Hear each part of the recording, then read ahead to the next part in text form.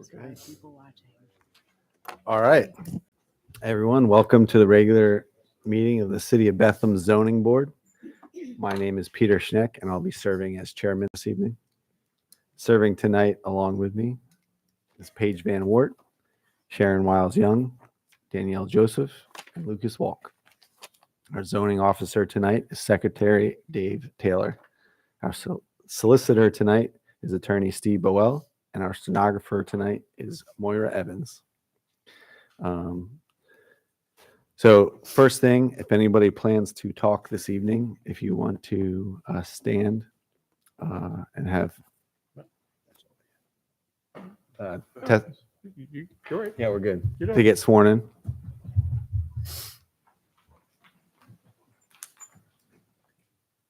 Anyone who's going to say anything at all tonight, please stand and raise your right hands to be sworn. You do swear or affirm that the testimony which you shall give in the matter now before this board shall be the truth, the whole truth, and nothing but the truth. You do so swear or affirm? I do. I do. Thank you. And the board would like to announce that it met in advance of tonight's meeting for the purpose of deliberations in executive session. So the first appeal tonight will be 312 Hanover Street, which was testified to in a previous meeting. I guess at this time, 312 Hanover Street, the rendering of the final decision.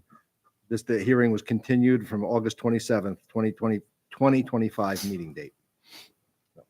So this hearing was concluded at the last session, which was heard. So the board will now adjourn to the executive session for the purpose of final deliberations before rendering a decision. we'll go off the record.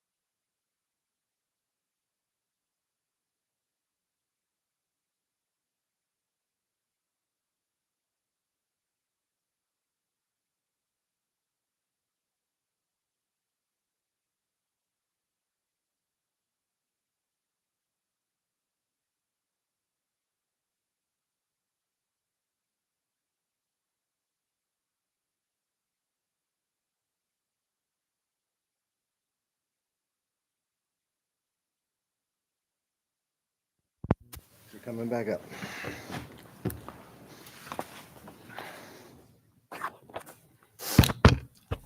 Go back. All right, we'll go back on the record. If I can have a motion from a member of the board.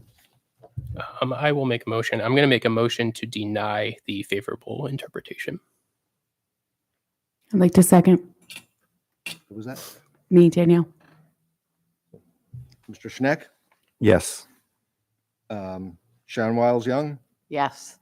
Danielle Joseph, Yes. Dr. Van Wert, Yes. Lucas Walk. Yes. Motion- Oh, sorry. Good.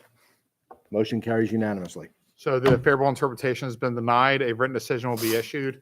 All parties who entered their appearance will receive a copy of the decision. They will have the right to appeal to the Court of Common Pleas.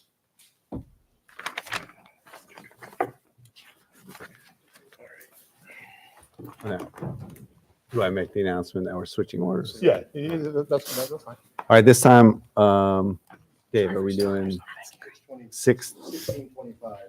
all right, 1625 Glenwood?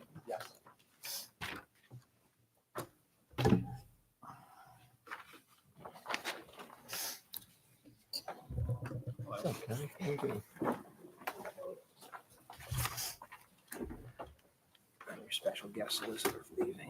Right. Still here? Had to be here.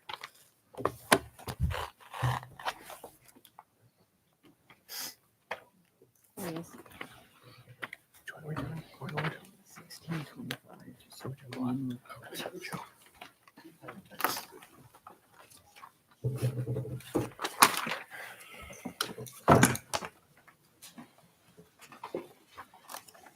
This isn't me. Okay, that's fine. I got my stuff. It's for Steve.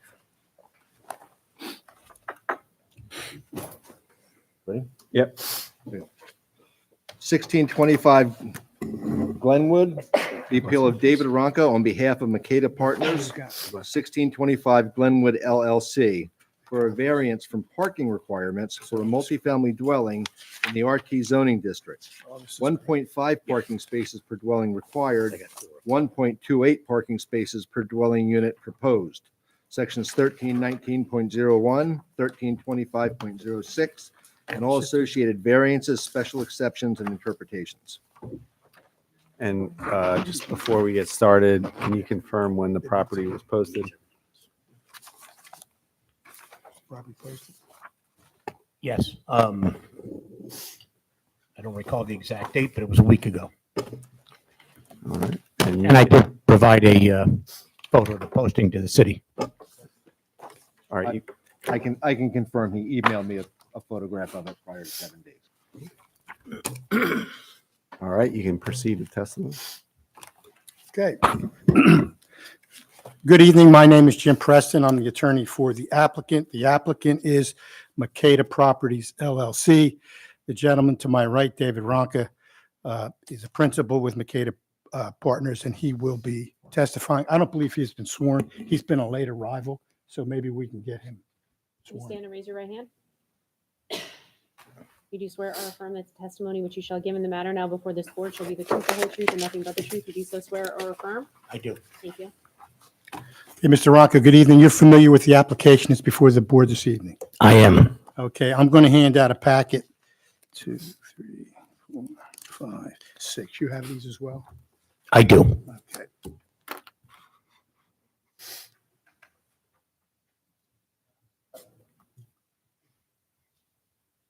Oh, these are, okay. Now, I'm going to ask that the set of If you need one more, you know. drawings that I just handed up be marked collectively as applicants 1. And Mr. Ronca, you're familiar with applicants 1? I am. In fact, you produced that, is that correct? That is correct. And does that accurately depict the project that's before the board this evening? Yes, that depicts the proposed post-development proposed site plan. Okay. We're here for a variance, I believe, with respect to required parking. That is correct. Let's just talk about for a minute why we're not here. We're in an RT zone, right? We are in the RT zone, high density. And high density uses, I believe, dwelling unit per lot area to calculate density. Is that correct? That is correct. 1.5 parking spaces per dwelling unit is required in the RT. And, okay, and but in terms of lot area, they also have a calculation with respect to lot area. You comply with that as well? I do. Okay, you don't need any other relief or any other dimensional aspects, setbacks, height, anything? Is that I do correct? not. And the use itself is permitted? Use is permitted. And this was reviewed by the city's planning commission, is that correct? It was. Okay, and so we're down to the parking. Let's take a look at, do you have those exhibits there? I do.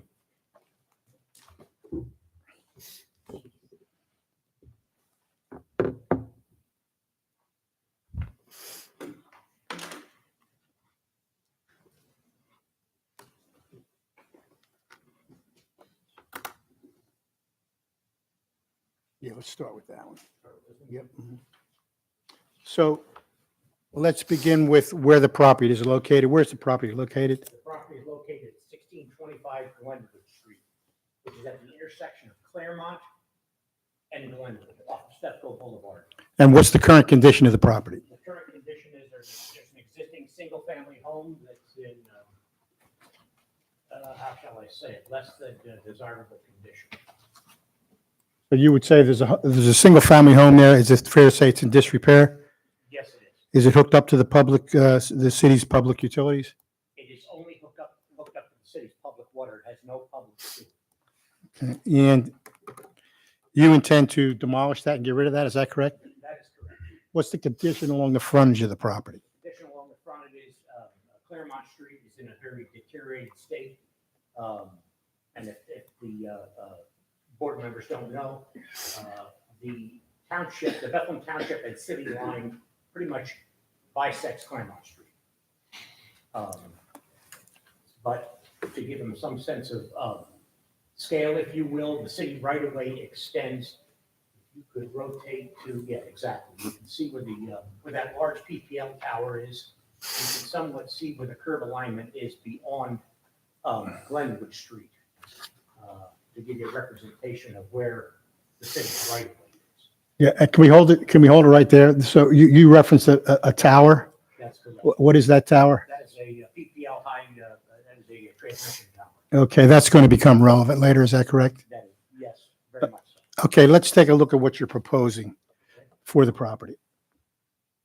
Why don't you explain to the board exactly what you intend?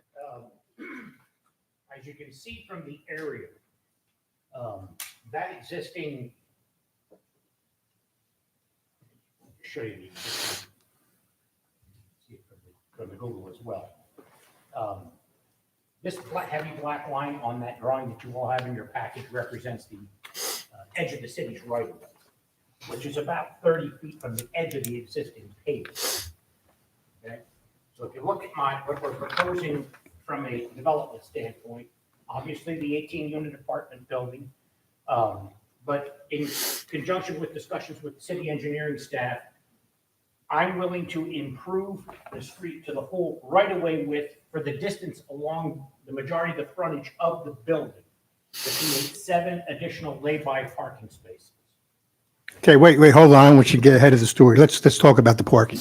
So what is the required parking for this particular project? It requires 27 spaces. Okay, and how many do you have on We site? have 23 off-street spaces. Okay, so you have a deficit of how many? Deficit of 4 spaces. 4 spaces, okay, and they're back along that irregular edge there, is that where I'm? That is correct. And that's what's prohibiting us from achieving 24 spaces, is the irregularity of the north end of the lot, Okay, so you're short 4 spaces. or short 4 spaces. And now I see along the frontage, it looks like there's a cutout.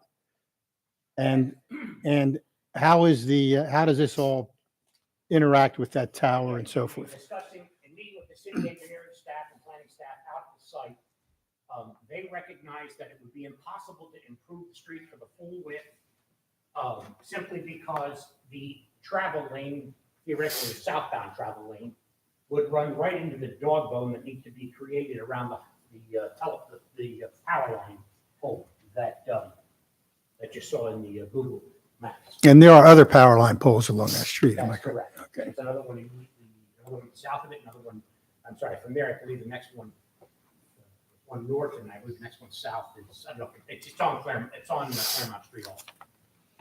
And so you're proposing to widen the street in front of your development, is that correct? That's correct. But that will not be turned into a travel lane, is that Not correct? be turned into traffic. What's going to happen out there? With that, we will create 7 lay-by parking spaces.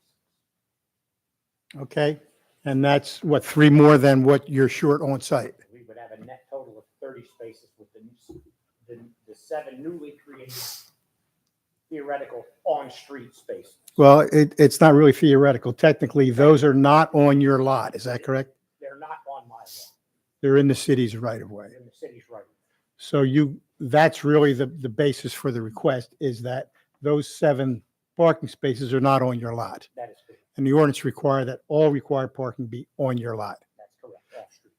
So if I take the total of what you're providing on site plus those 7 there, where does that put me relative to the requirements of the ordinance? By 4 By spaces? 4 spaces. Okay.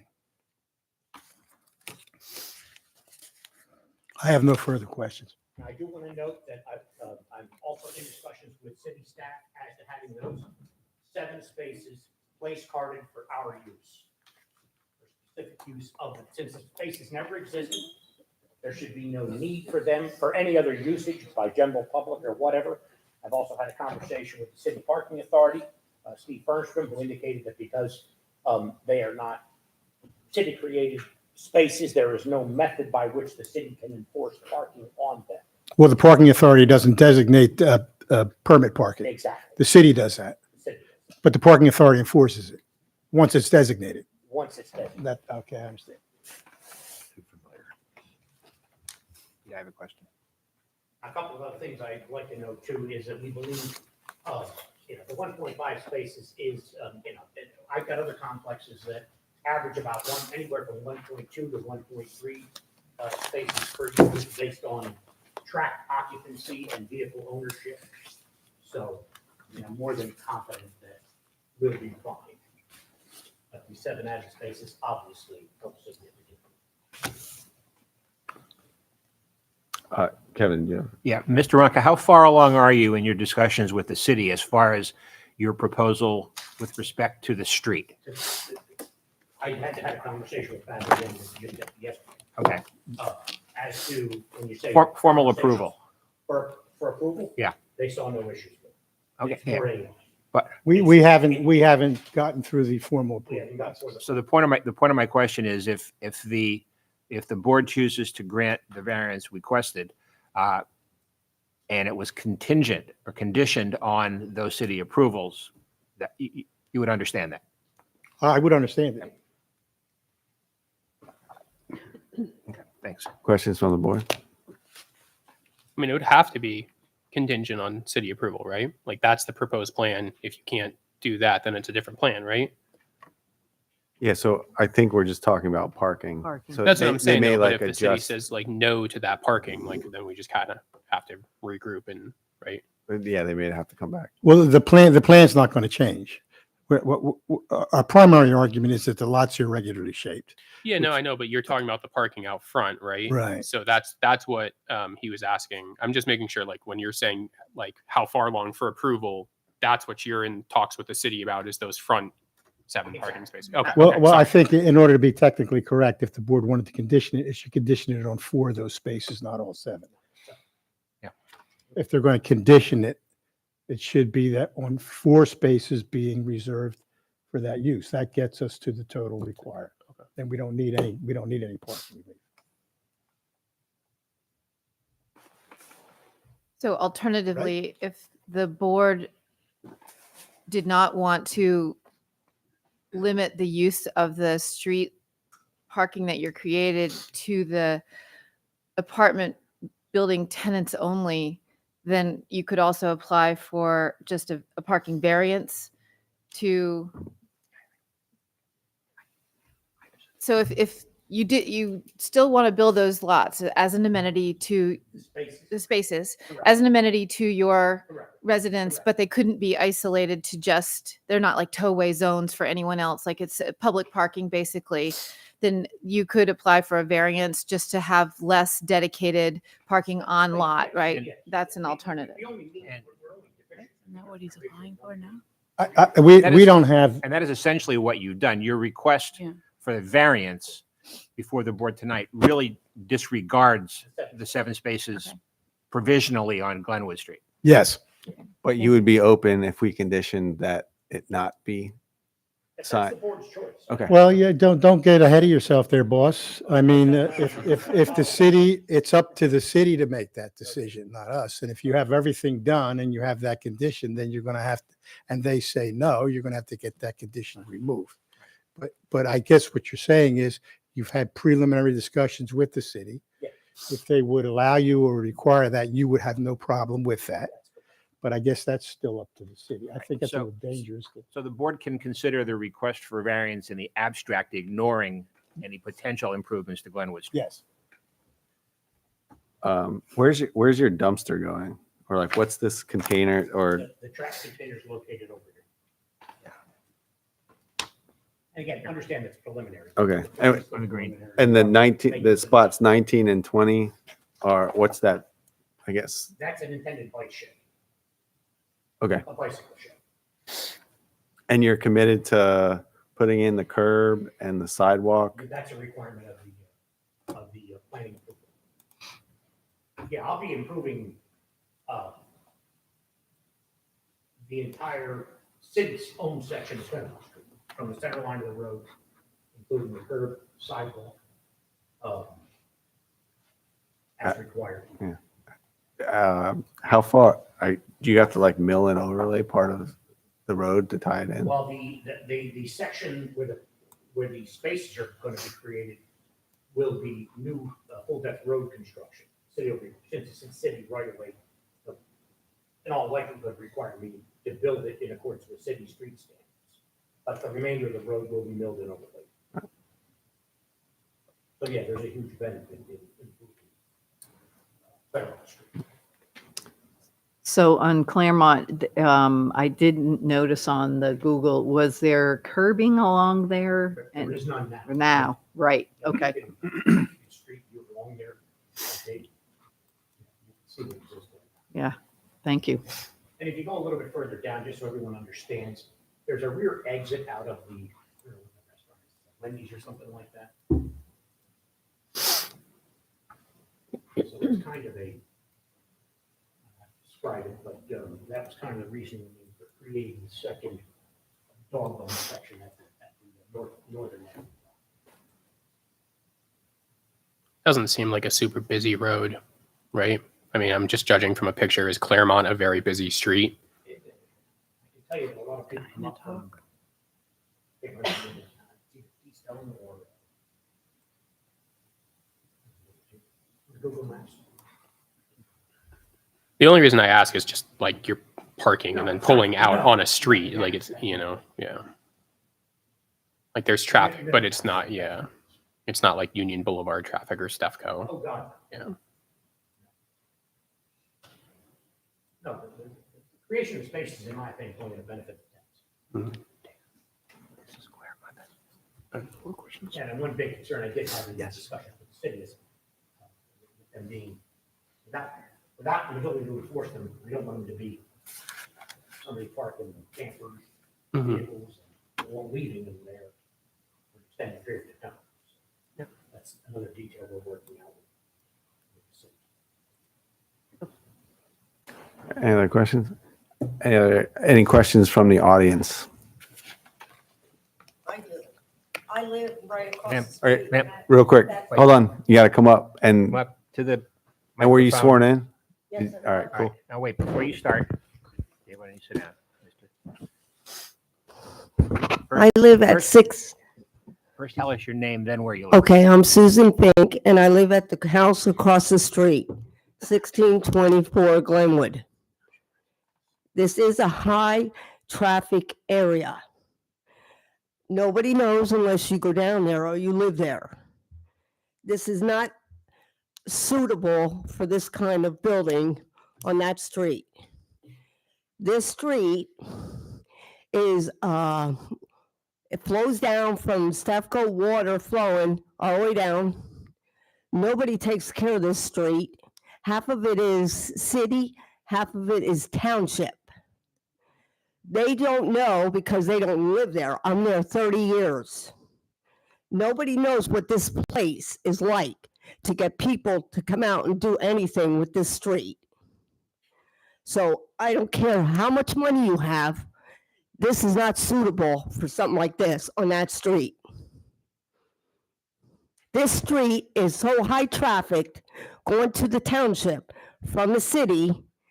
Nothing is ever done in that street, ever. So real quick, is this a state? Do you have a question for? Yeah, money is not going to help the situation with this problem where you're going to put these apartments, you should put houses. You stop, please. Yes. You were asked to ask any questions that you have. Yes, No, the what is please your- wait, please let me finish. Okay, I'm sorry for interrupting while you were talking. The point of being recognized now is for you to ask questions of the developer's witness.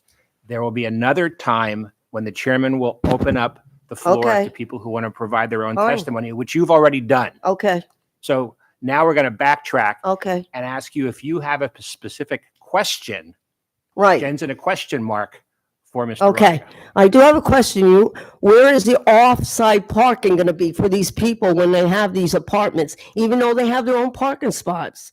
Where is the off-street parking? Because there's not even enough room for traffic to go by there.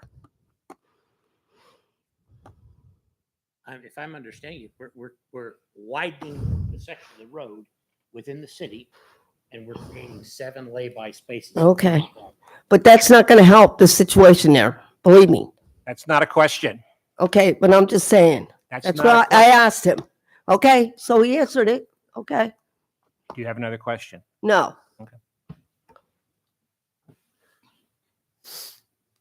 Anybody else with questions? All right. Anybody with a statement? If you have more to your statement, you're welcome. I don't know if you had any additional concerns. Oh, this is the time. I'll just real quick. Does anybody have any follow-up questions? I mean, you're widening it enough to like, so how far are you widening? It's the space of a car, right? That you're going to widen it. No, the actual widening, the overall widening is actually beyond. But for the travel lane, if you will, is about another 7 or 8. That drawing doesn't represent where the actual edge of paving is. If there was, I don't have an overlay of the two of them. Mhm. Actually, you may have one in your package that would show it. So I guess like there's not going to be a car sticking out into traffic with this widening. No, sir. Okay. No, sir. The whole reason behind this was to prevent people traveling on Claremont that they could not strike the pole, Could not strike the what? I'm sorry. the utility pole. Gotcha. Okay. Sorry. And during your plan review, stormwater management is reviewed by the city engineer. Yes. And in your experience right now, that lot, to speak to her concern about stormwater and looking at what's there, it probably wasn't, in your opinion, wasn't addressed when they first built this. No, no. I would say no. Who's responsible for the maintenance of the road once you redo it? That might not be a you question, but it sounds like the road maintenance is a question. So once you pave it, because you're going to repave it and make these road, like who's responsible for that section then? Is it the city? Yes. It gets dedicated to the city. Okay. So whatever he does the improvement will have to be secured. hmm And then as he does the work, the city inspects it to make sure it meets the city's standards. And then there'll be a maintenance period, typically 18 months, where it sits and operates and gets used. And then after which his security is released.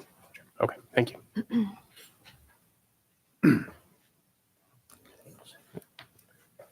Mr. Preston, do you move the admission of your exhibit Yes, I do. and do you rest? And we rest. At this time, we'll go off the record.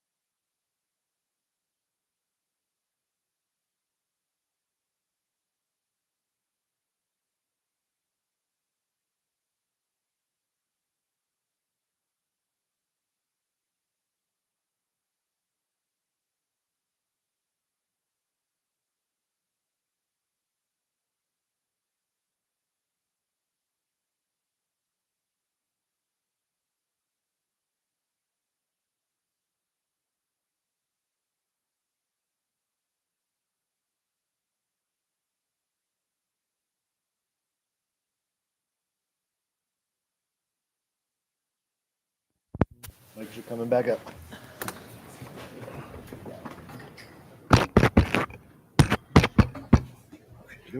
All right, we'll go back on the record.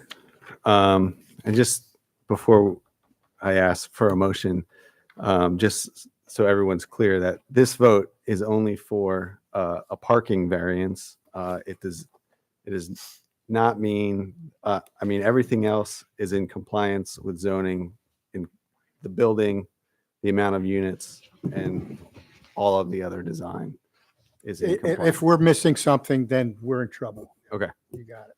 All right. At this time, I would like to have a motion from the board. Sure, I'll make a motion to approve of the variance with hopes that they meet with the city to build the additional parking as represented in the plan. Second. Second. Mr. Schneck, Yes. Dr. Van Wert, Yes. Ms. Wiles Young, Yes. Mr. Wolk, Yes. Ms. Joseph. Yes. Motion carries unanimously. Thank you. Thank you, everyone. Enjoy the rest of your evening. All right. Thank you. Good to see you again. Yeah, you too. Thanks, Eric.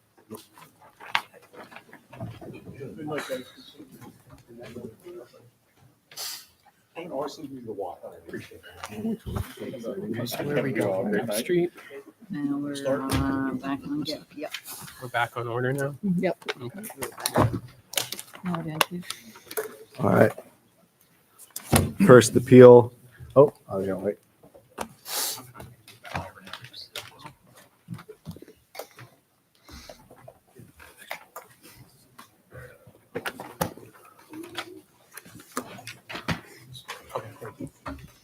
Thanks. Thank you. Oh, yeah, you're good. Thanks, sir.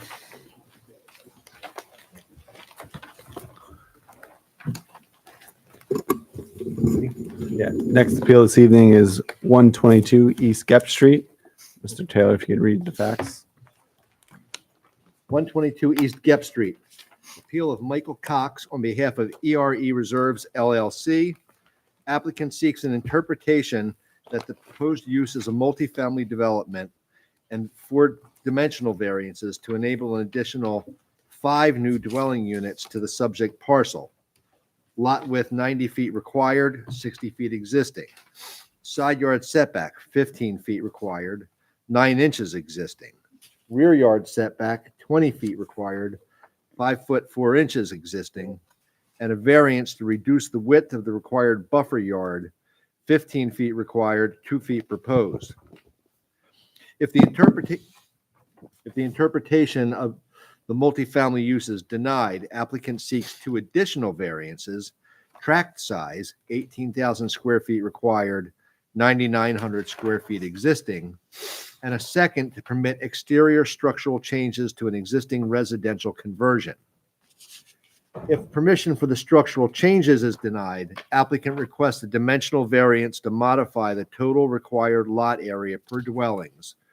14,800 square feet required for all dwellings, 9,900 square feet existing.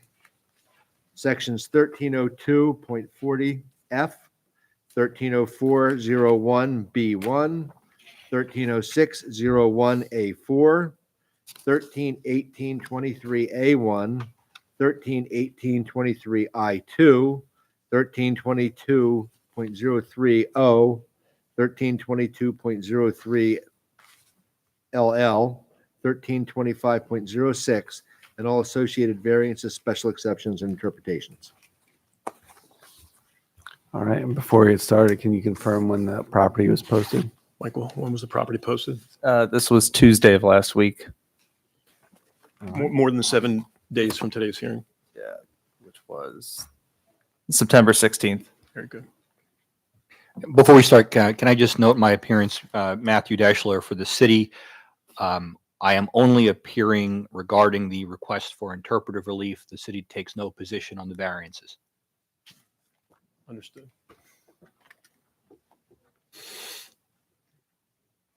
All right. Thank you. Good evening, members of the board. My name is Joe Pipperato, and I am here on behalf of the applicant this evening. My first witness this evening will be Michael Cox. And Michael, would you state your name again and spell your last name for the record, please? Yep, it's Michael.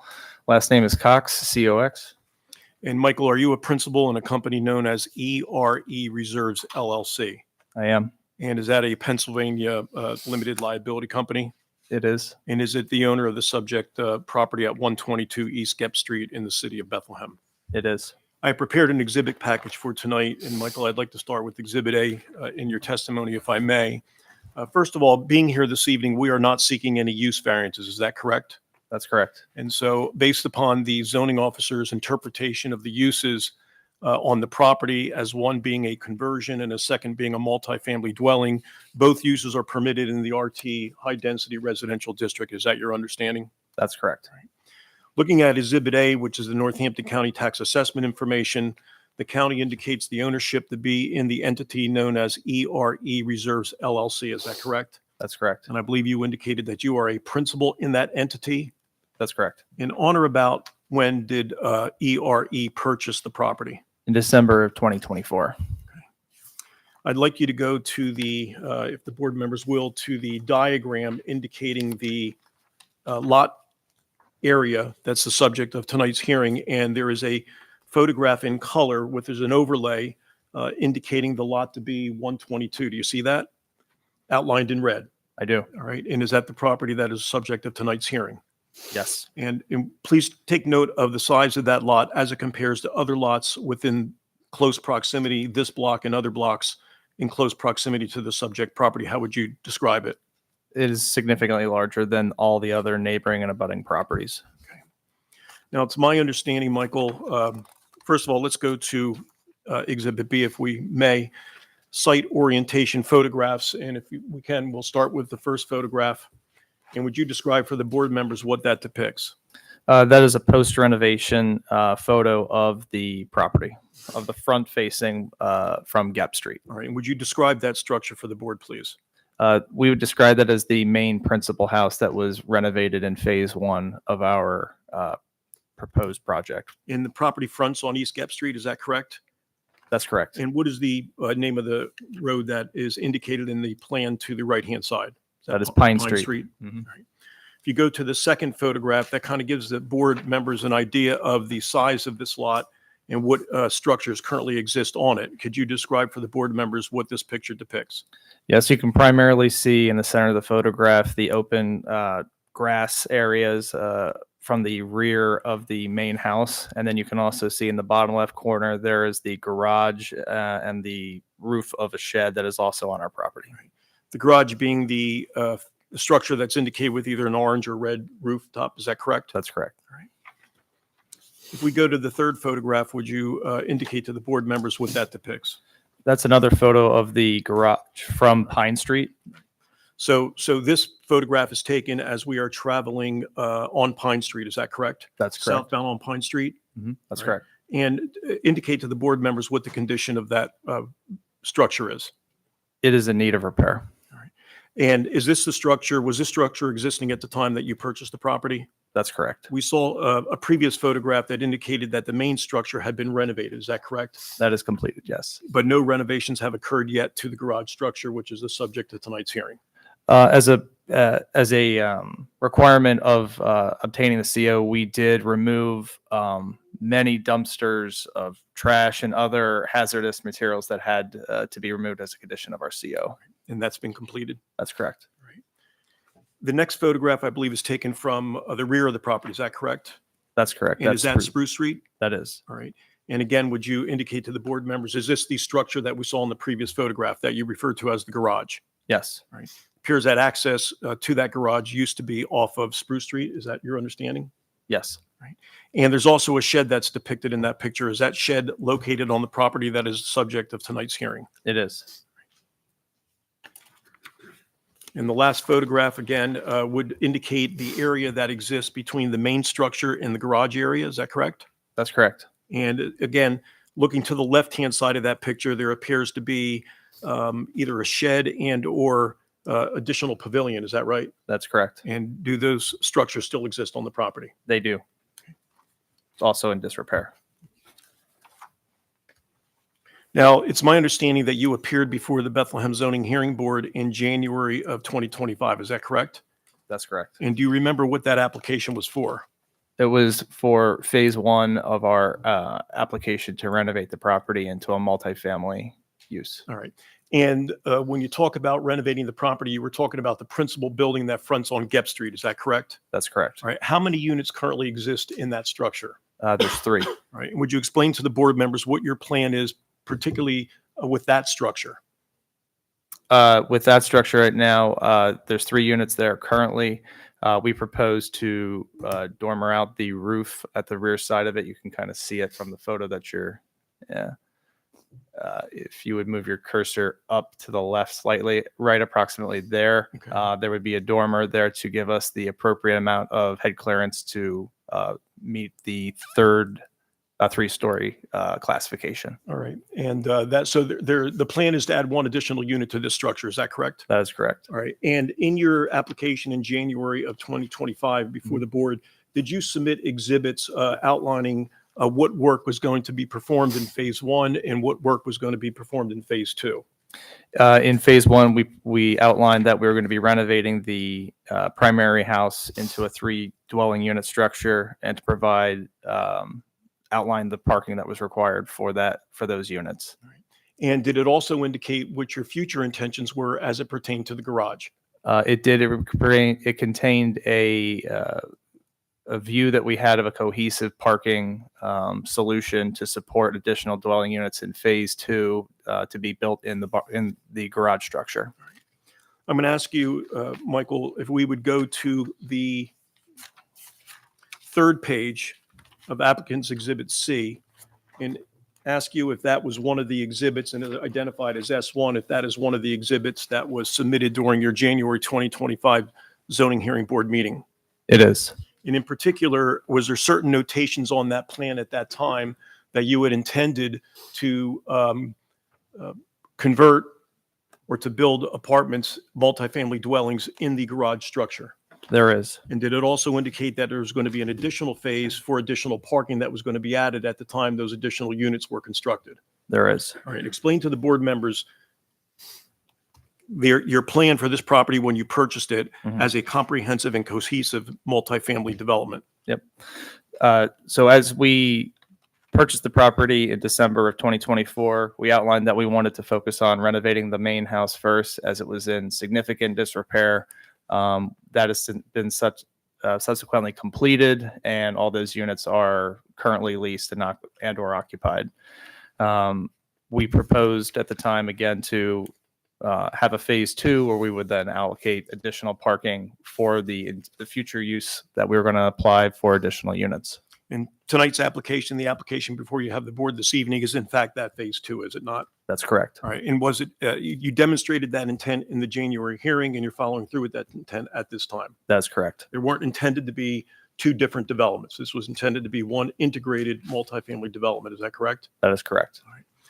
I want to call your attention to Exhibit D, and I would ask the board members, there's no need to go through all these pictures. I just wanted to indicate the previous condition of the property through some of the photographs. And Michael, if you'll just go through a couple of them and explain to the board members what they depict. Sure.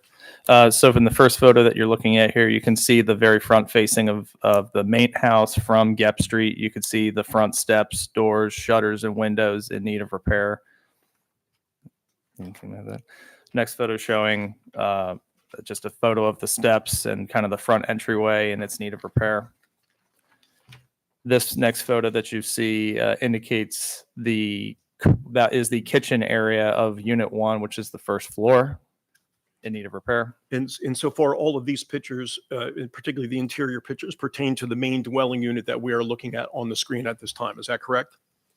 Yes. Okay. Yep. And again, some of the photographs that follow that, they all again are just representative of what the condition of the property was when you purchased it prior to renovations. That's correct. Okay. Let's see, bathroom, yep, additional rooms, and then a garage. And then we get to the garage, and I think we start with the exterior picture of the garage. And other than the work that you had talked about performing for safety purposes, is this essentially the condition of the garage as of today? Yes. And the photograph that follows that, is that the shed that we had identified previously? Yes, And that is to the side of the garage? correct. Again, this would be the garage door that's facing Spruce Street, or would this be facing Pine Street? That's Pine Street. That is the Pine Street access. So there was a garage door both on Pine Street and on Spruce Street. Is that correct? That's correct. All right. And now some of the interior pictures that follow, they are pictures of what? They are pictures of materials that needed to be removed from the property at the point that when I purchased it in December of 2024. All right. And has all this material been removed from the property, as you indicated? It has. Okay. And would you explain to the board members what your intention is and what you would like to do as it pertains to that garage structure? We propose to renovate the first floor and make it more usable garage storage for off-street parking, and then to build 4 additional dwelling units above. So currently the property has how many rental units on it? There's 3 rental units currently on the property In right the now. in the main building? Yes. Principal structure. Mhm. So your plan is to add 1 there and to add an additional 4 into the garage structure. Is that correct? That's correct. Proposing a total of 8 units on the property. Is that right? That's correct. Want to call your attention to Exhibit E and just give the board a representation of some of the work that you've done to the main structure Mhm. in the renovations that you've done for the units that exist there. The first picture, I think, is just an exterior picture. You want to explain to the board members what, if any, work you had to do to that structure? Yes, so not easily visible from this photo, but we did significant roof repair work, siding. What you're looking at on the second floor, that was a falling down, leaking, deteriorating part of the house. We completed framing repair. We added new doors, lighting fixtures, incorporated all new exterior electrical as required. And then going to some of the interior pictures, again, just being representative, would you indicate to the board members some of the repairs that you made or renovations you made to the interior of the structure? Yes, what you're seeing in this photo, this required additional framing, plaster repair, drywall, electrical, flooring, heating, all new renovation? door. Every piece of the interior of this house has had to be touched. And has it been completed? That is completed. And some of the pictures that follow, I think, depict what the traditional kitchen is that you installed in the units and also the restrooms. Is that correct? That's correct. And are they all fairly similar in the construction? Yes. And would you explain to the board members how many bedrooms the 3 units are that currently exist? There is a 3-bedroom unit, 3 bedrooms in unit 1, 2 bedrooms in unit 2, 1 bedroom in unit 3. In the 4th unit that you are planning to construct in the main structure, how many bedrooms will that have? Right now, we propose it would be 1. All right. And the garage renovation, would you indicate to the board members the number of bedrooms that are proposed for each one of the units in the garage? We would propose to build 2 2-bedroom units and 2 1-bedroom units. Now, I believe the zoning officer opined in his zoning letter that this project would require 13 parking spaces. Is that correct? That's correct. And how many are you proposing? 21. All right. And could you indicate to the board members where those parking spaces would be located? There would be 5 parking spaces inside of the garage structure on the first floor. There are 10 parking spaces in between the main structure, the main house, and the garage. 2 parking spaces running parallel with the garage, and then 4 additional parking spaces running along the main house. And do all of the parking spots meet the legal requirements for depth and width under the city ordinance? They do. Would you explain to the board members how tenants would enter and exit the property? Yes. So the tenants would drive down Pine Street, where there are 5 parking spaces that are proposed. You could see there's kind of a line kind of dividing it. So each structure would have 4 apartments in it. So the 8 spots closest to the main house would be primarily identified to be used for that structure. And then the 8 parking spaces that are closer to the garage would then be used for that. And then any additional parking off street inside of the garages would also be available for the tenants. All right. And so the proposal is to provide 8 spots above and beyond what the requirements are under the ordinance. Is that correct? That is correct. All right. And again, we were just going to talk about traffic flow and how that is being proposed. Yep. And so driving down Pine Street, they'd be able to enter onto the parking spaces that are at the, where the cursor currently is laid. And they could also get into the 2 garage doors that are right there where your cursor is right now. Then Spruce Street is a one-way street. They would travel up Spruce Street, and there where we propose to have a one-way travel up onto the parcel where you can park in the 2 spots right there, or park in the 5 spaces that are on the parcel in between the 2 units. in And how between 2 wide is the structures. access lane or access drive It meets the requirement for a requirements. one-way lane. for one-way traffic? Yep. And Michael, have you seen this type of arrangement used in the city in close proximity to your property? All of the neighboring properties, a very significant percentage of the neighboring properties have multifamily units, and they have similar types of structures, including one-way traffic or curb cuts. The neighboring property has a curb cut as well as a property across the street on Gep Street. For access to Gep Street, is that correct? From Spruce to Gep? From Gep, yeah, the curb cut is on Gep Street, yes. Okay. And that's where the egress would occur, is that right? That's correct. All right. And again, would you describe the character of the neighborhood? I would describe it as, multifamily in general. You can see many of the properties are, well over 50 years old. Some of them in more repair than other. So we try to position ourselves to create a affordable housing that is going to suit the needs of the neighborhood. The 3 apartments that are existing in the original structure, they are now occupied, are they not? Sorry. They are now occupied, the 3 Correct. units. Correct. Would you, just as a representative, will you explain to the board members how many occupants in each one of those units and how many vehicles are associated with them? Unit 1 has a female tenant who lives by herself. She has 1 vehicle. Unit 2 is also a female that also has 1 vehicle living by herself. Unit 3 is a female with her son.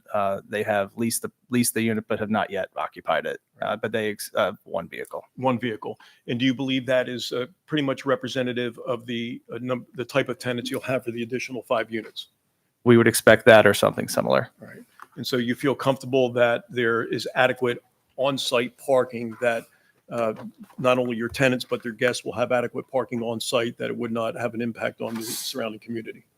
Yes, from my discussions with the neighbors, I've personally walked the street and asked for their feedback on our plans ahead of submitting them. And their overarching theme was that they wanted to make sure we had sufficient parking, which is why we amended our initial proposal to create additional parking spaces in lieu of a previous revision that had a townhouse between the main house and the abutting property.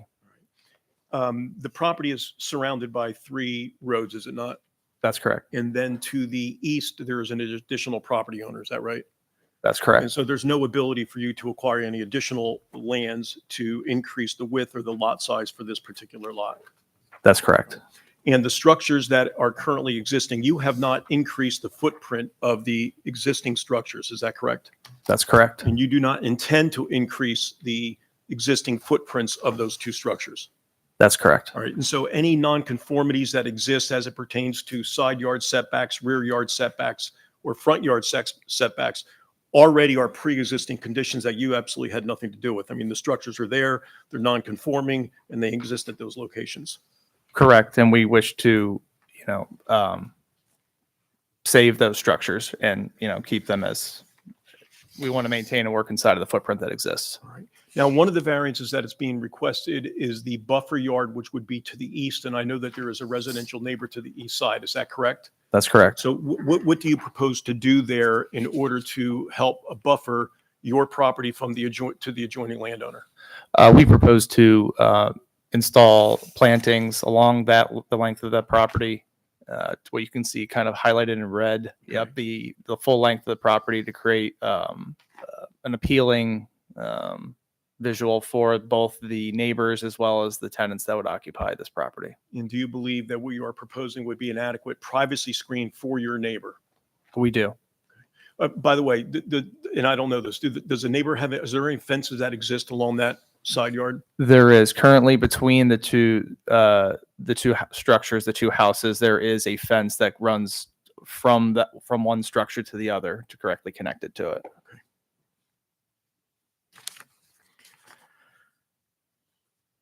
That's all I have for Mr. Cox right now.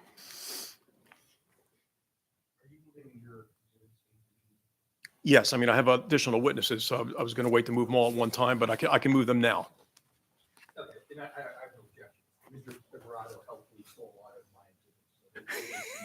Okay. Joe, while we're talking about exhibits, can we mark ZHB 1, the application, the board packets? Absolutely. And also, can the board, I didn't see it in your packet, I'm sorry if I missed it. Can we admit the prior zoning decision on the special exception? You can, yes, sir. You're going to use that, okay. We're all helping one another. We're all helping one another. Yeah.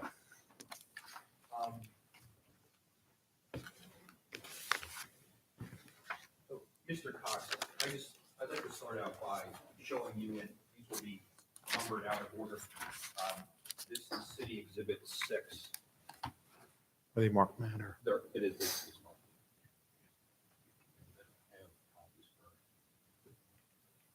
I already have one.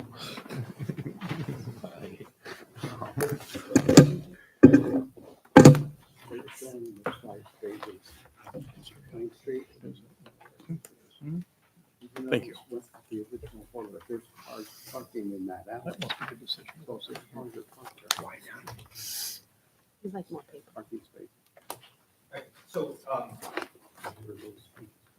right, Mr. Cox, I've handed you what we've marked as City Exhibit 6. I'll represent to you that this is a zoning hearing board decision regarding the property that I think you alluded to, dated April 25th, 2025. Are you familiar with this decision? Yes. And if we turn to the second page of the decision, you see where it says nature of relief sought? Yes. And it reads applicant, and that would be your entity, correct? That's correct. Applicant sought a special exception under section or sections 1304.01B1, 1322.030, and 1325.07 of the zoning ordinance to conform, that might have meant confirm, but it says conform the legality of the existing 2-dwelling unit residential conversion and to allow creation of a 3rd residential dwelling unit. Did I read that correctly? Yes. And does that accurately capture the nature of the relief you were seeking at the zoning hearing board hearing earlier this year? Yes. And staying on, we're now on the 3rd page of that exhibit. And I think at the time of the prior zoning hearing, right, the property contained, or the principal dwelling unit, the principal building, the one on Gep and Pine, it contained 2 dwelling units, correct? It contained 2 dwelling units physically. Yes. And right, and I think it says here in the decision, in paragraph 3 under findings of fact, the property currently contains a 2-unit multifamily residential dwelling, correct? That's correct. And it says applicant is requesting approval to confirm the validity of the existing 2 units and expand to add a 3rd unit. That's what it says, correct? Yes. And that actually accurately captures what you were trying to do, right? Yes, that's what yes. And the next finding of fact is the use is permitted in the RT zoning district as a conversion of a 1-family dwelling into 2 or more residential dwelling units. That's what it says, correct? It does say that, yes. Do you agree with that finding of fact? Do you agree with that finding? I would agree that we did add an additional dwelling unit to what 2 units existed. And the next one says, the next finding of fact, paragraph 6, the conversion requires special exception approval pursuant to the standards in section 1322.030 and 1325.07. That's what it says, correct? Yes. You were seeking a special exception to confirm the conversion of the building, right? Correct. There was no other reason to request a special exception, right? That was what the relief that we were advised that we needed. Yeah.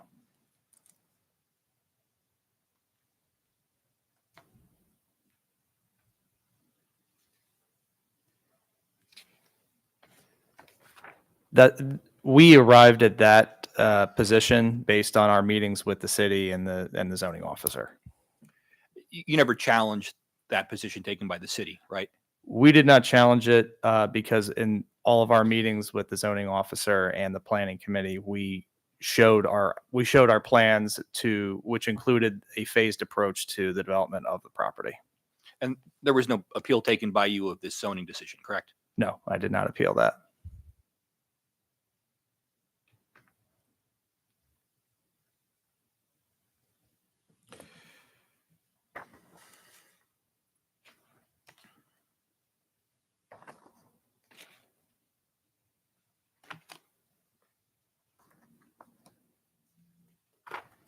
That's all the questions I have for the witness. I would move the admission of City Exhibit 6. Yeah, I mean, No objection. I just have one follow-up, if I may. Okay. Michael, just to show the ambiguity and confusion that's created by terms in a zoning ordinance, would you read number 3 again under findings of fact? Number 3. Yes. The property currently contains a 2-unit multifamily residential dwelling. It uses the term multifamily residential dwelling, does it not? It does. That doesn't say anything about, in that paragraph, about a conversion. Correct. And are you aware that the definition of a multifamily residential dwelling in the city ordinance is 3 or more units? I think I am, yes. All right, so If essentially. he's not, I'll stipulate to that. You're correct. So essentially, the decision doesn't just mention a conversion, it also mentions a multifamily development, does it not? Correct.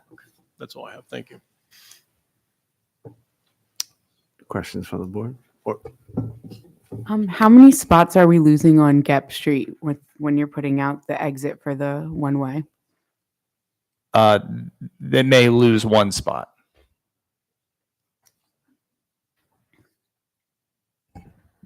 So when I look at the larger scale of the proposal, it looks to me like the entire lot is paved. A significant portion, yes. This looks like the entire lot is impervious to me. Am I misinterpreting? The entire lot is not all impervious, no. What part is not impervious? on The this? buffer yards would not be. So a 2-foot buffer yard? Because when I look down here, you have proposed impervious coverage summary that the proposed impervious coverage is 40, it's microscopic. It's 47%, I think. But when I look at this, it looks like it's 100% to me. I know this is not the subject of what we're asked, but I'm just confused by that. I thought that there was rules about the maximum percentage of. It's actually 100% in the RT district. It's 100% is allowed? Yeah. Okay. All right, thank you. That answers Yeah, my question. but you're accurate. One was the pre-existing, meaning the current amount of impervious coverage versus what's being proposed. And what's being proposed is close to 100% other than the 2 small buffer areas. And if I may, in a previous submission that we submitted for phase 2, we did show more yard with 2 twin houses next to the main house, but based on our feedback from the city, that would be a more significant, it would require more significant relief to do that. So then we went back to speaking with the neighbors as we went through our revision, and they unanimously said they would like us to put as much parking as we possibly can on the property to support these units. Okay. At the same time, we also dropped the proposed unit count from 9 to 8, so just to not require relief in that respect either. Okay. So Thank you. That answers my question. why this many units? this is the amount of units that we believe will adequately meet the needs of the neighborhood that we can position on the property in a safe manner. Can I? So- can- So go ahead. you needed to add one more unit to the original design and the original house, or could we just have the units in the back, or what was your thought process there? We had to add the unit. We had to essentially make the main house considered a 3-story structure or more than a 2-story structure as it pertains to the zoning ordinance. And that is because it increases significantly the amount of lot square footage per unit. It more than doubles.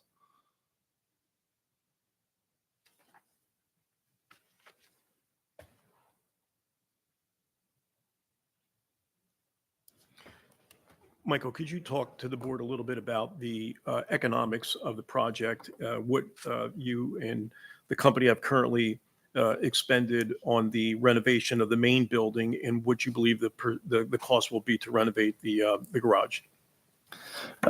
Renovations on the main house well exceeded hundreds of thousands of dollars. We did not spare any expense in that regard. We did a complete overhaul of the plumbing, the sewer, water lines, electrical, and we expect that a renovation inclusive of the parking lot, the buffer yards, the sidewalks, and everything related to the garage structure to be well north of $500,000. And is that one of the, as somebody who's in the business of doing this, is that one of the considerations or a main consideration in determining how many units you seek when you come before a municipality? Correct, because if we cannot financially make it viable at the same time, while also meeting the city's requirements.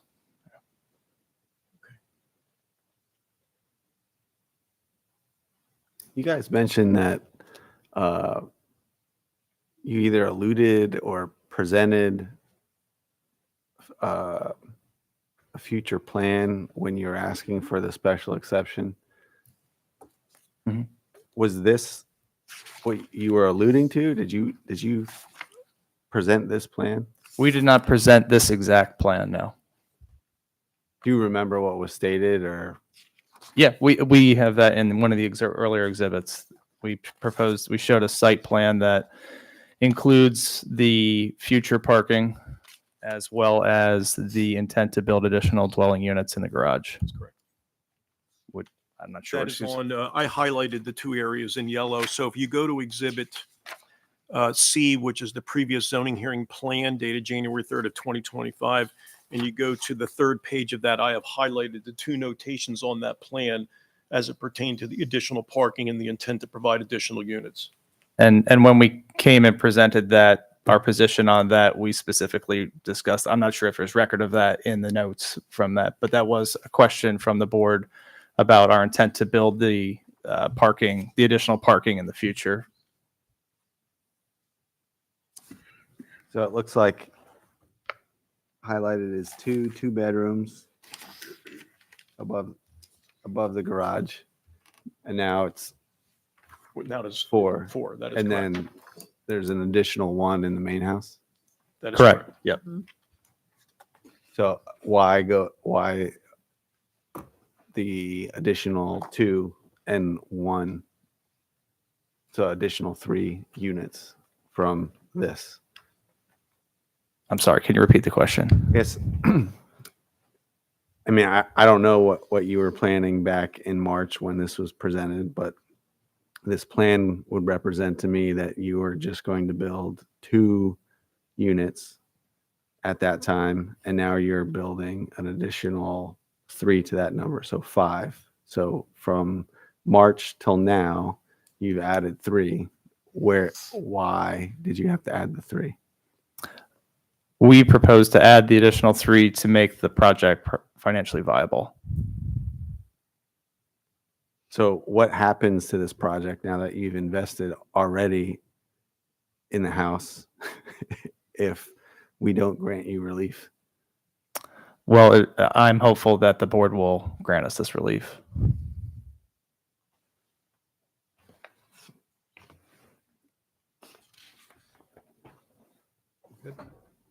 Yeah, I'm good. Any other question? Attorney Pipperard, this is all for proof. You have one more witness, and then are there any other witnesses No, after that? no, I just have one more witness who's the architect, just to go through the plan and talk a little bit about the variance requests, where they are, why they're necessary, that type of thing. And Matt, will the city have any evidence, or are you just here to present legal argument? I'll have Mr. Taylor. Call the next witness? Yep. Okay.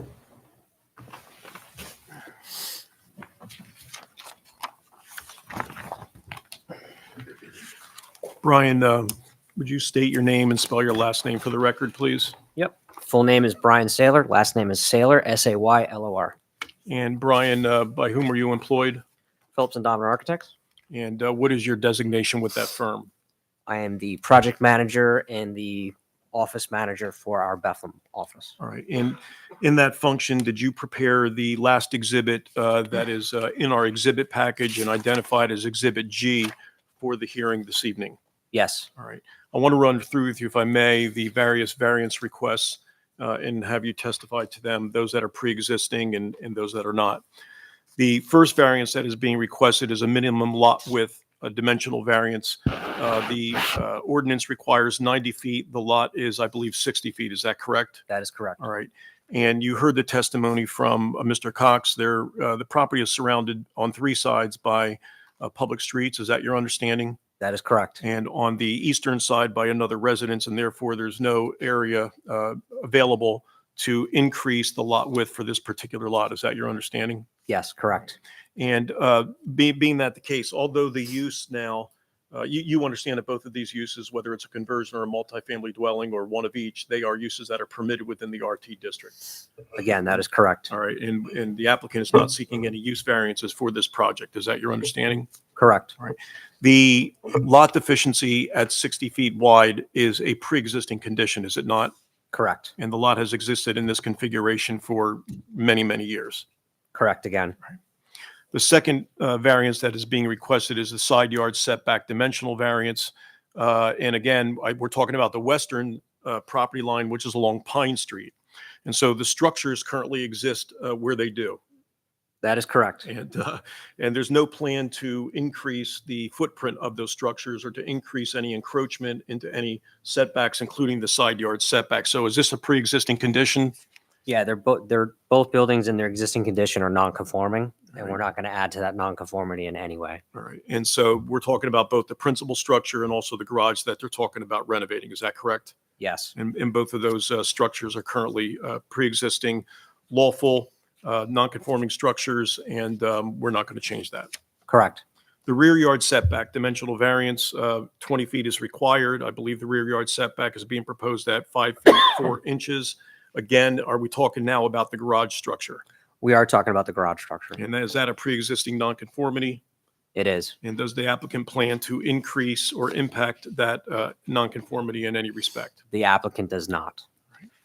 The fourth dimensional variance that is being requested is the buffer yard variance. It's my understanding that when a multifamily development adjoins a residential property, that there is a requirement for a 15-foot buffer. Is that your understanding? Correct. All right. And explain to the board members what the applicant is proposing and the reason why in this particular application, the applicant cannot provide a 15-foot wide buffer.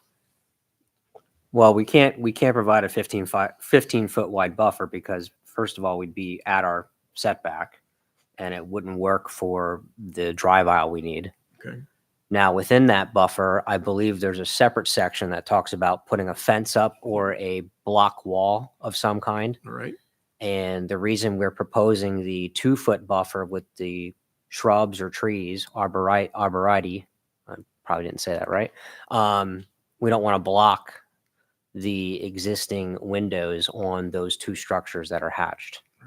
And the section you're referring to is section 1318.23, parents I, closed parents, parents to closed parents, which provides that with the city planning bureau staff may approve a 2-foot wide buffer yard with mostly solid decorative fence or architectural masonry wall if a buffer yard with a plant screen is not possible. We're asking for a variance to that section to be able to do the plant screen in lieu of the fence so that it does not block the visibility. Is that correct? That is correct. Now, in the event that the board were to grant a favorable interpretation that this was one cohesive multifamily development, that would be the extent of the dimensional variances that would be requested by the applicant. Is that your understanding? Yes. All right. In the event that the interpretation is that the principal building is a conversion in this application and that the garage structure is a multifamily dwelling, somehow that they're different, then there is additional dimensional variances that the applicant would require. Is that correct? Yes. All right. And one is the total tract size, because believe it or not, if this is considered a multifamily development, no matter how many units on it, the minimum tract size is 9,000 square feet. Correct. But if it's both pursuant to the zoning officer's interpretation, if it's both a conversion, which requires 9,000 square feet, and a multifamily development, which requires 9,000 square feet, then the lot size that the zoning officer has determined would be necessary is 18,000 square feet. Correct. And the subject property has 9,900 square feet. Is that correct? Correct. So in the event that the interpretation was denied by the board, we would need that variance to the tract size. Correct. In addition, if the main structure is considered to be a conversion, there is a limitation in the ordinance to modifying the exterior of the property. Is there not? There is. And we are requesting permission to build the dormer on the principal structure. That is correct. And that would be a change to the exterior structure, would it not? It would. All right. And so therefore, we are seeking a variance to permit the construction of that dormer on the existing structure. Would you consider that to be de minimis? Absolutely. All right. And do you basically know the size of the dormer that's being proposed for the main structure? It would be as minimum as possible. There is a attic space up there with decent headroom. We really just need to put in the dormers for that to be a full third floor. All right. And as an architect, would the dormers be keeping with character of the neighborhood? Would it change? And would it impact in a negative way? It would match the character of the neighborhood. Okay. And match the proposed elevations for the garage. All right. In the event that the board considered this to be a cohesive multifamily development based on the number of units that are being proposed, and that is 8, the ordinance requires 1,200 square feet per dwelling unit. And so if this were considered a multifamily development with 8 apartments, essentially the lot area per dwelling unit would be sufficient, would it not? Yes. The requirement would be 9,600 and the lot is 9,900. That is correct. However, in the event that the board determines that this is 2 separate developments and 2 separate types of uses on one lot, then the applicant would also need a variance to the lot area per dwelling unit section of the ordinance. Correct. And that then would be determinative based on the board's determination as to whether or not they would grant the variance for the dormer on the principal structure. So follow me here. I'm sorry that it's so confusing. If the board were to deny the variance for the dormer on the principal structure, then the variance request would be from 18,000 square feet to would be from 14,800 square feet to the 9,900 square feet that exists. If you consider it to be one cohesive multifamily dwelling, then we do not need the variance to the lot area per dwelling unit. Is that your understanding? That is correct. All right. Can I add a Yes, comment? please. I'd like to add a comment about the dormer. It's actually not going to be on Gep Street. So we would not be changing the front facade on that at all. It would be on the side, which is on Pine Street, where you are right now. That's all I have for Brian. Any questions from the board? Any questions from the audience?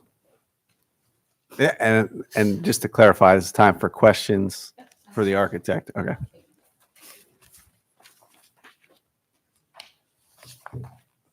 I have 2. My name is Maylise Carroll. So my first question is, yes, Just a favor, because it helps us. Can you give your address as well? yes, 77 West Broad Street. Thank you. Okay. I would like to understand what Mr. Cox's description or understanding of affordable housing is, because with the numbers that you've proposed, that you've spent on the renovations, the return on your investment is going to take some time if it's truly affordable housing. And my second question is, what will happen during storm surges, since you have 100% asphalt, it's impervious, the likelihood of the neighbors getting flooding, especially the one right next to the left of you, getting, some water in their basement, or there will be a problem. So how will that be handled? That's it. So should we provide, would you like us to try Yeah, to the answer the witnesses questions? could testify as those. Yeah, you've already been sworn in. Let me address the second one first. So the stormwater analysis will be due, I mean, in the event that the project is approved, they're going to have to go through some site plan approval through the city of Bethlehem.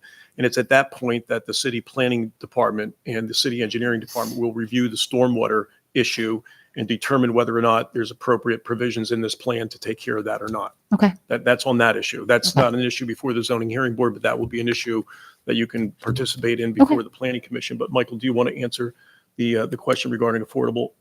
Yeah, so we look at the market conditions and we position ourselves to try to be right at that median or just slightly above median, depending on the finishes that we put into the property.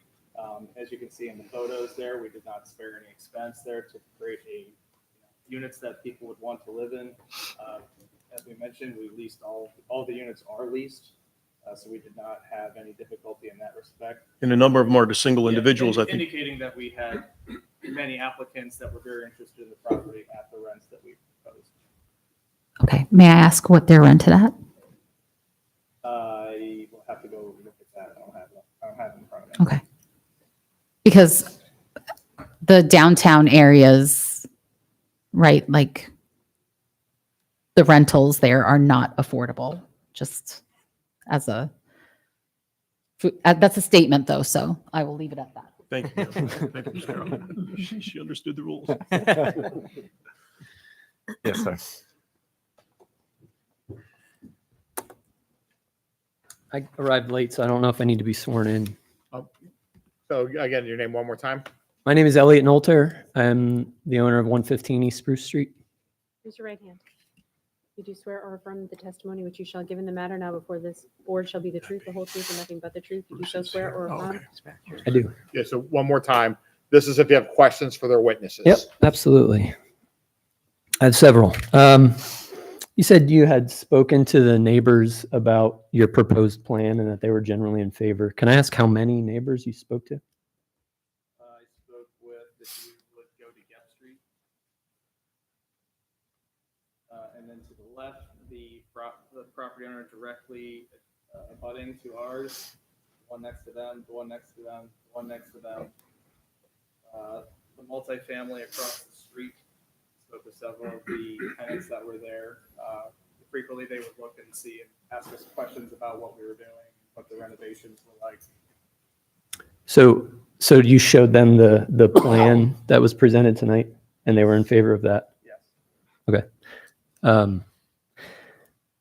And you had said that you determined that the neighborhood was primarily considered multifamily. Is that correct? Yes, there's a significant amount of multifamily properties around our parcel. Okay. Now the definition of multifamily being 3 or more, not duplex, right? We're talking 2 different. Multifamily being more than one habitable unit. I'm sorry, I didn't hear that last part. More than one. Pip, can we do, Tim Roberta, can we do a favor? Can we put him at the microphone? Sure. Does that be a problem? Yeah, we'll switch. To be more than one dwelling unit on a property. Okay. This may not be a question. I don't know if I can address the board, but is that the definition of multifamily? More than one unit? There'll be an opportunity later for statements to the board. But questions to the board is also later. Okay. The board does not answer questions, but if you want to make a statement to the board later, you can make a statement to the board. Okay, great. Okay, so that plan you also showed of the garage, I don't know if we can bring, yeah, thank you. Did you measure the width of Pine Street as a part of this study? And did you look at turning radiuses of all 1, 2, 3, 4, 5, 7 spaces that would be exiting onto Pine Street at a 90-degree angle? Yes, we did look at all of that, and yes. And so do you know the width of Pine Street? Do you have that figure? I don't have it right here, but we might have it on one of the other drawings. Okay. That's all gonna be stuff that's gonna come up in a second. Yeah. Okay. Yeah, I would just ask that you study that turning radius. I don't believe that you'll have enough room to actually do what you're planning to do here.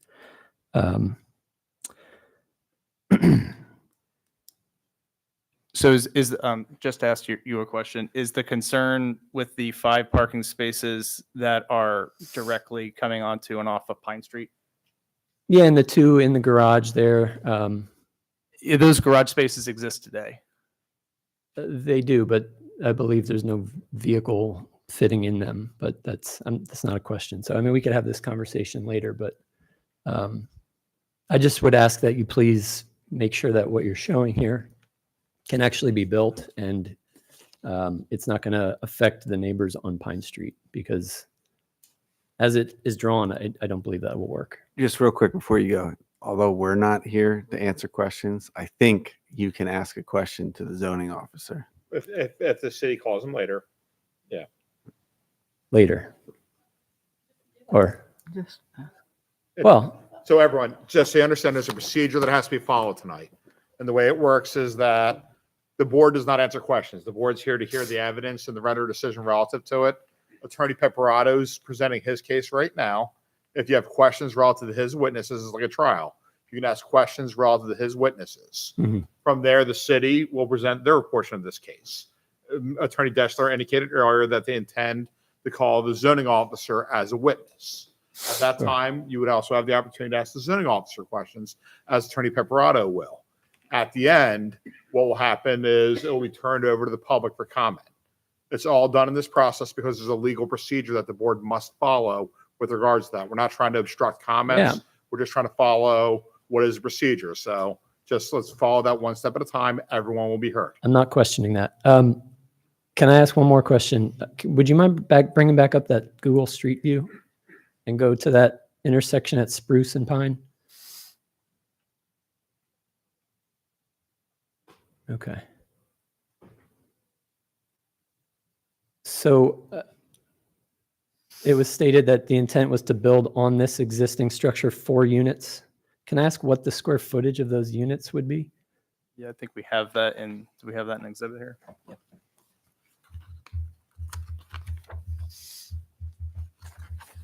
And if you turn that camera to the left a little bit, my property is across Pine Street on East Spruce, the brick structure in the distance there, just for reference. The one with all the garage doors? Yes, sir. We have 2 bedrooms, each are a little over 700 square feet, and we have 2 1-bedrooms, each over 500 square feet. And what is the footprint of that building? Do you have that?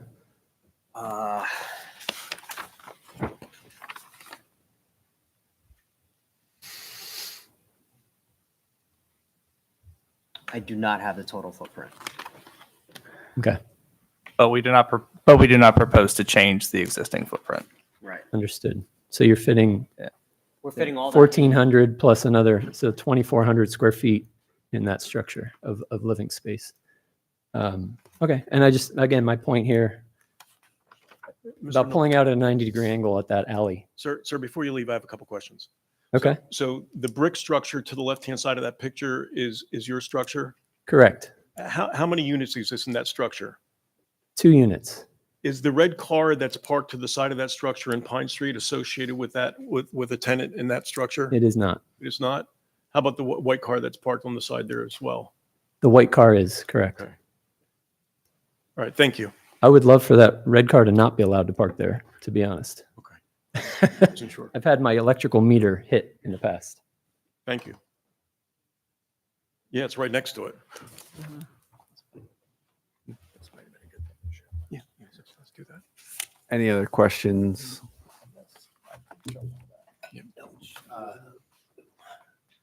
My name is Michael Smith. I have not been sworn in. Mr. Yeah, if you want to swear me in. Raise your right hand.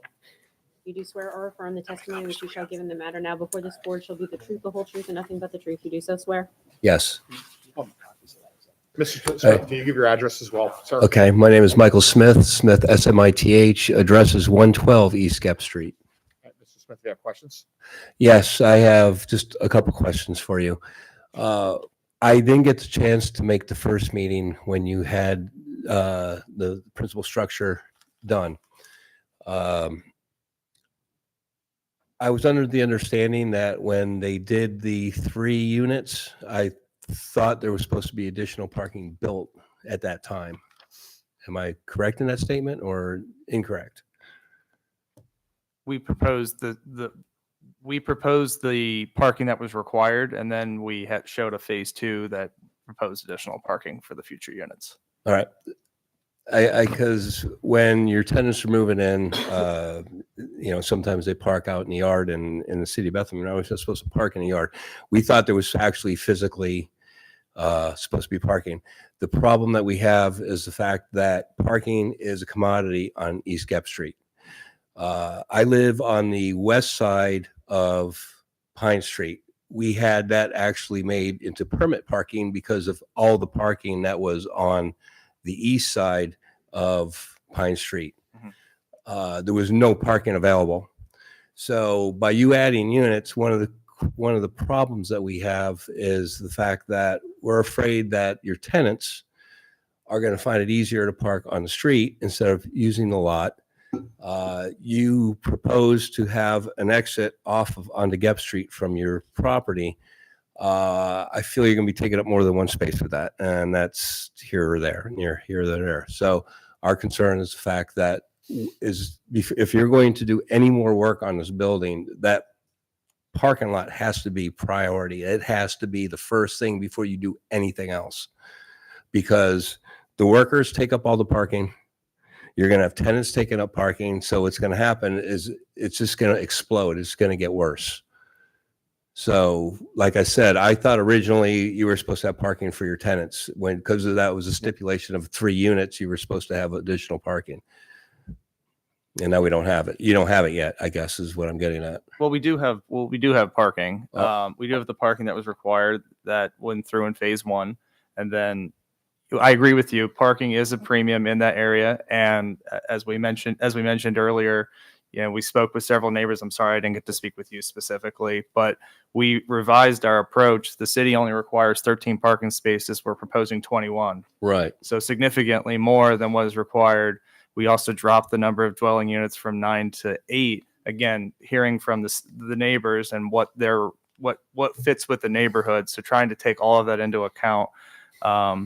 We were able to create more parking on the parcel by creating the one way and impacting one parking space on Gep Street to exit from the parcel. We think the net of that is significantly beneficial to the neighborhood.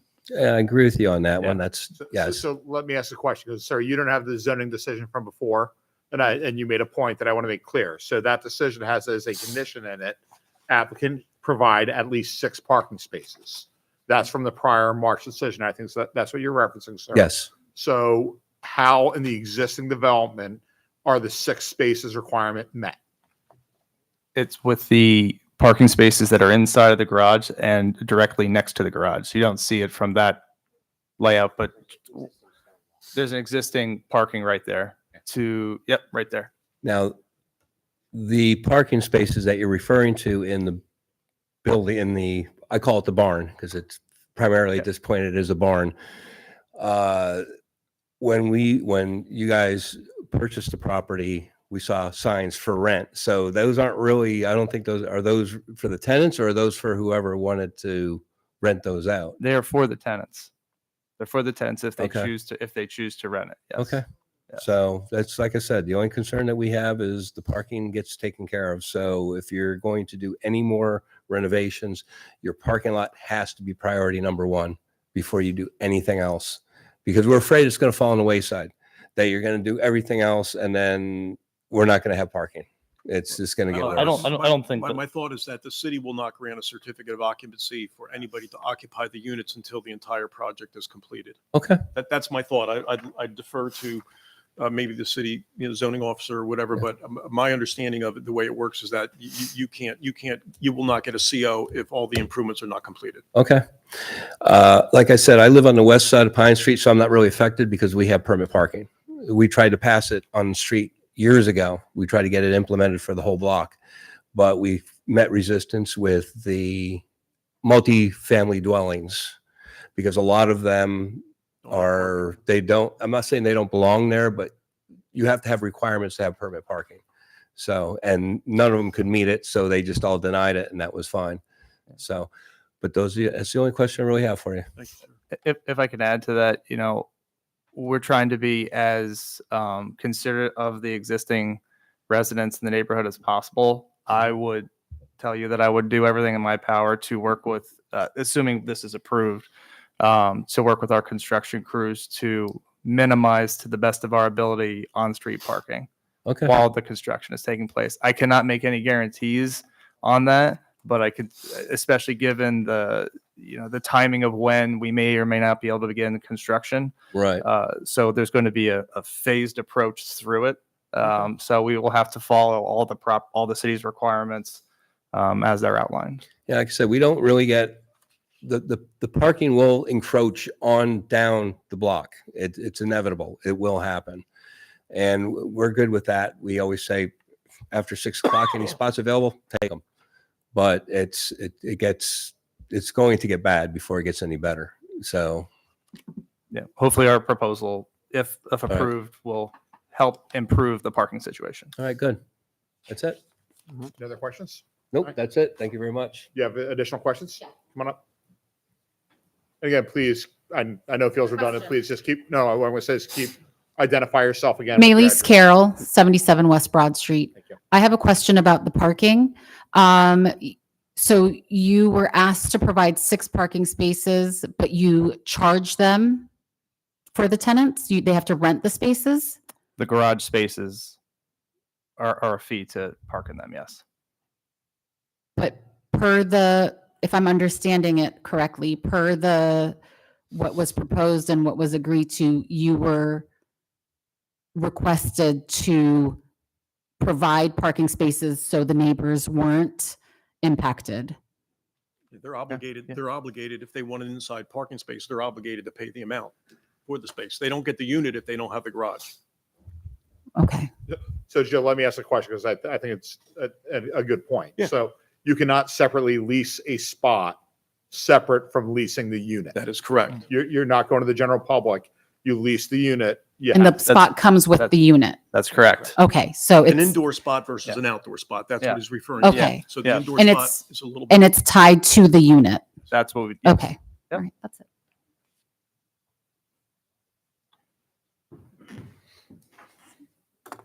Elliot Nolter, 115 East Spruce Street. So if that's the case and the units are tied, so tell me that the gentleman that uses those 2 garage bays for a repair shop in your building, is he a tenant that's using that space rather than parking in it? I'm unsure of what you're referring to, but we don't have anybody there using the property as a repair shop. There's no one that uses the 2 garage bays on the corner that parks in the alley and works inside that space? We don't have anybody there that uses that as a repair shop or of any kind. Okay. Well, I see someone there every day, so I would argue that's incorrect. I would ensure that, Also I guess I would just, if I may. So we do have had several trades there of all different sorts. There are materials that are there from the building's construction. You may be referring to that. I'm not sure. confused. I'm sorry. No, he works on e-bikes in those 2 garage bays on the corner of Pine and Spruce. Also, I'm confused as to where the other 4 spaces are. Could you point to those spaces that are currently? So there's 3 spaces inside of the garage. Okay. And then And then, 3 and then the outside? space is directly next to the garage. So there's 3 other spaces that exit onto Spruce Street. Mm-hmm. Okay, I would argue that you don't have the width to have that be true, but again, sorry, that's not a question.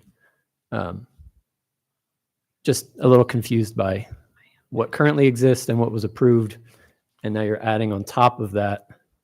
I don't really understand how that's going to work, but thank you.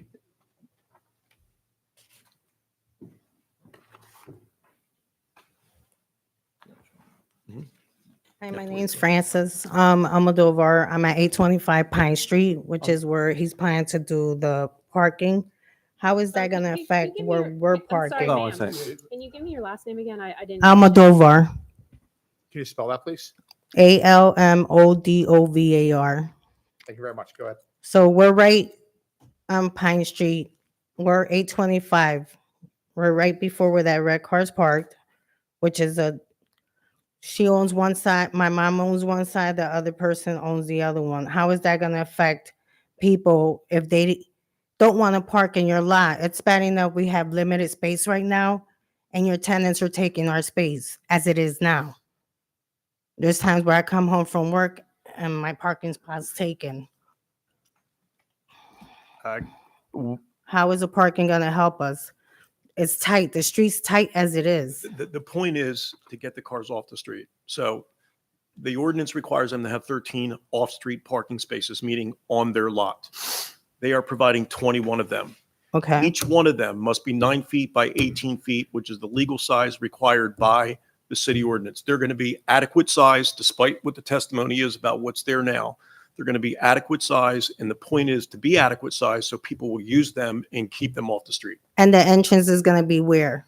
Well, it's going to be at various locations, so why don't you explain it to her? Yep. So directly there where this shows a fence that is not there currently, but that's where they would enter right where your cursor is onto the parking space right there.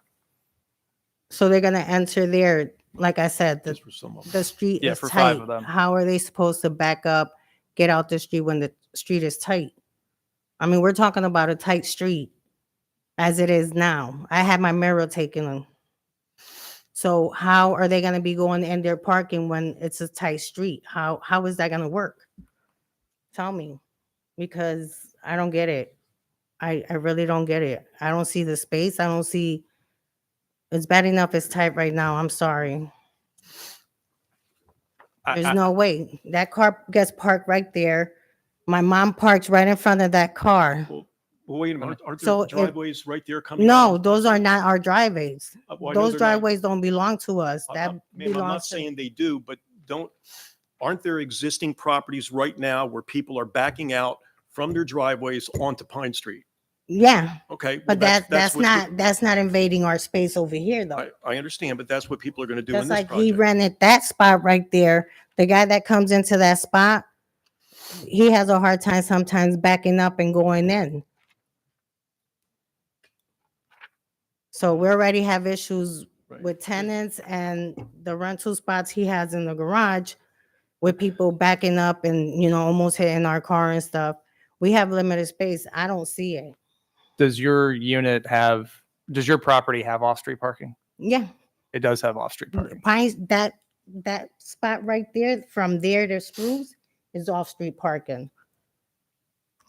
Where that red car is right now, that's off-street parking? Yep.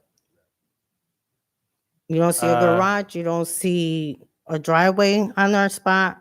It's just a duplex. One person owns one side, we own the other, and we're off-street parkings. We have no garages to park. That's a concern. I'm sorry. It appears They're that parking on the it appears that's parked on the street. Yeah, we park on the street. We don't have a driveway. That's what I'm telling you. That driveway don't belong to us.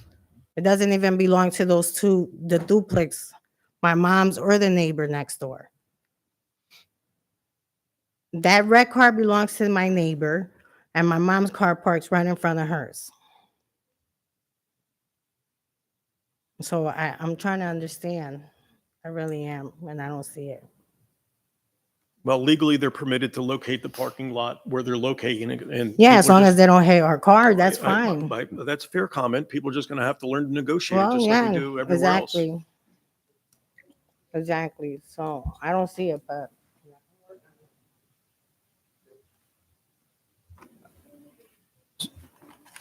I would still very much prefer that we provide all the parking that we have outlined, but even if we didn't provide those 5 spots there, we would still meet the requirement. Any other questions?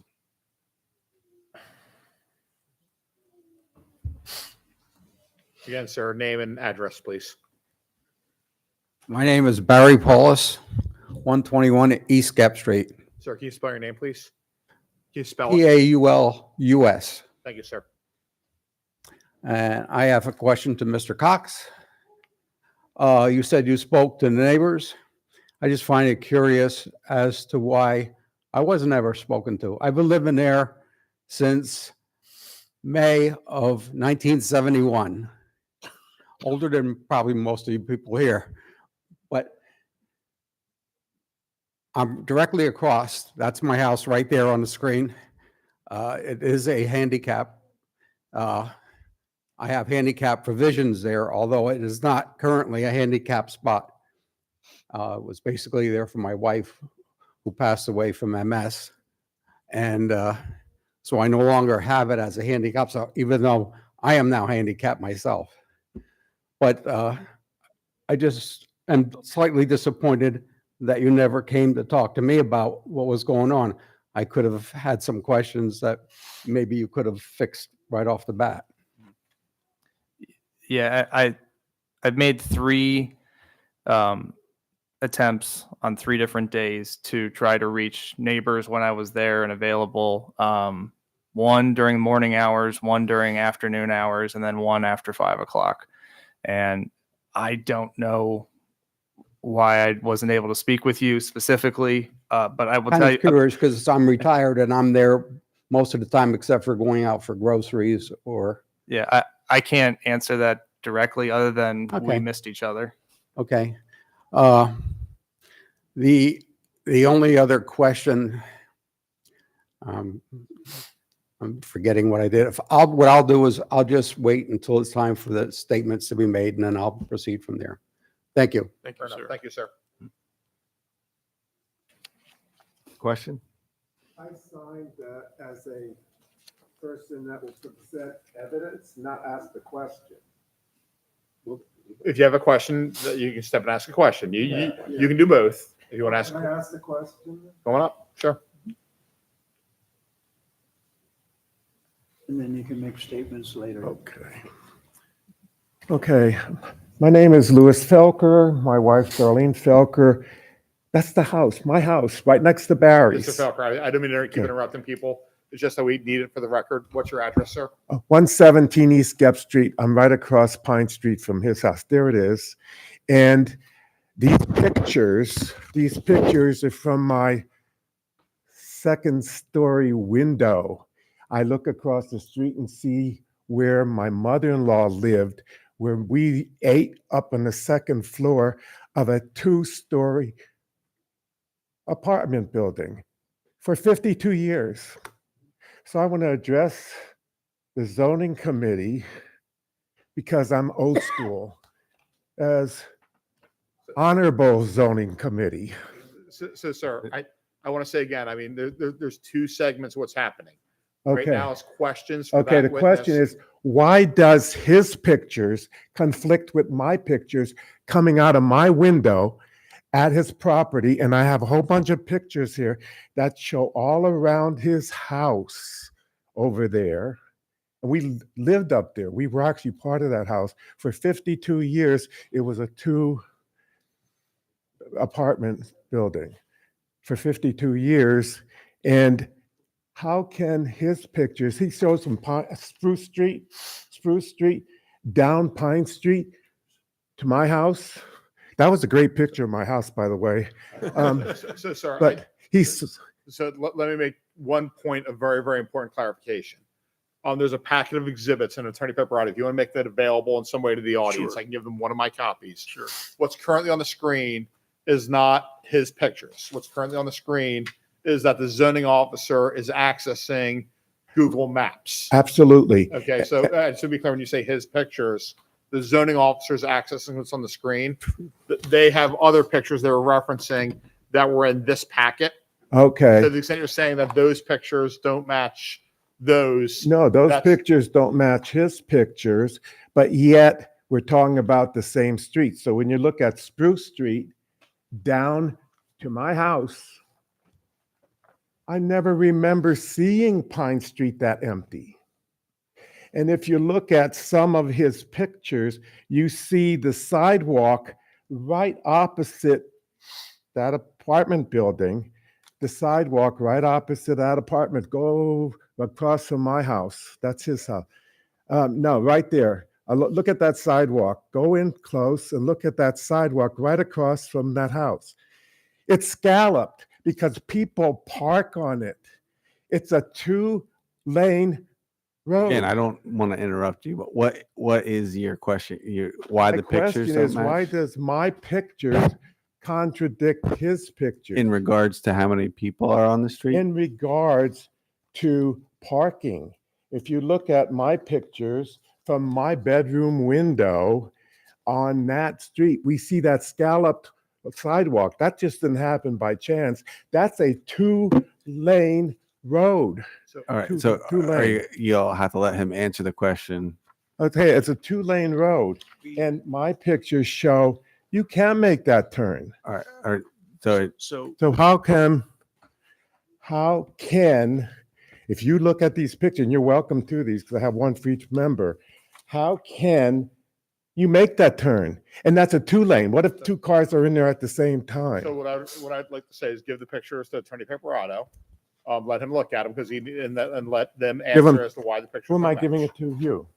That's fine. Yeah, that's fine. Just so that they have a copy of it, so they can see what you're looking at. Do you mind? Okay. So and you have 2 questions, I guess you're asking why the So- pictures may so- not match, and so- 2, if there's enough room to make the turn.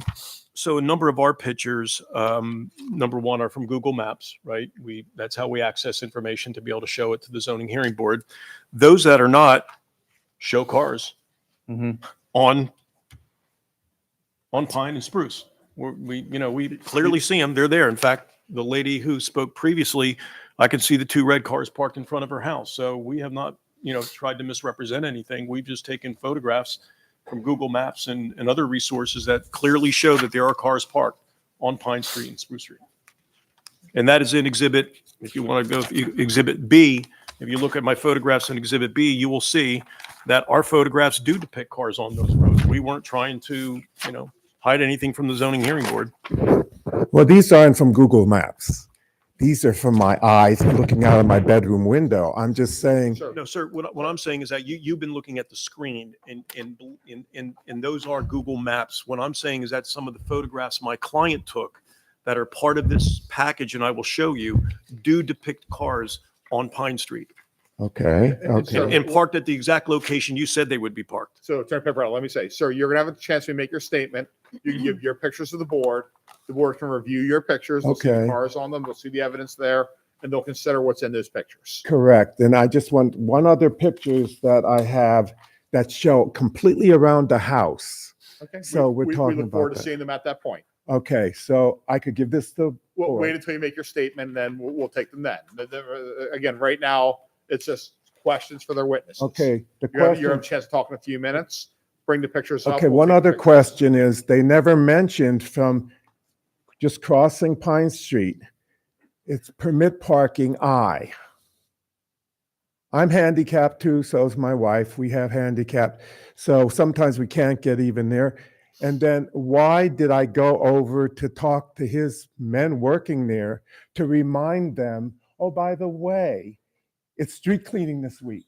Every other week from April to the end of October, I went over there and said, it's street cleaning. So 'cause just some real are getting quick, questions tickets." again. So what So- is, Do you remind them of street cleaning? I am not there while they're performing their work all day, but I appreciate if you have spoken with them. We do appreciate that. Oh, I got to know some and they're quite nice guys. I And I appreciate. got to meet I'll you tell there. them. You never came over to my house either, but I did go over there and I met you there. That's correct. I remember speaking Okay, with you okay, outside of the that's when I house as met we were you. nearing completion. Okay, thank you. thank you. Again, questions? Yes. I apologize. I forgot what the other question was I wanted to ask. Yeah, sir, this is, she needs to make a record, your name one more time. Again, Barry Paulus at 121 East Skip. Thank you, sir. Sir, when you propose to do the parking of the area, can you go back to the one with the map? The one with the plan, sir, the one that depicted. Yeah, where the one parking with there, spaces were? that. Mhm. Now, that whole area where you're going to do the one-way park exit and entrance to the parking, right now, currently, that's about a 6-foot high difference between the landing as it exists right now, the dirt and everything that's back there, and then to the street.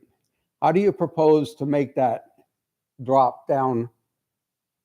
Or are you planning on removing all of that dirt to make it level with the street line?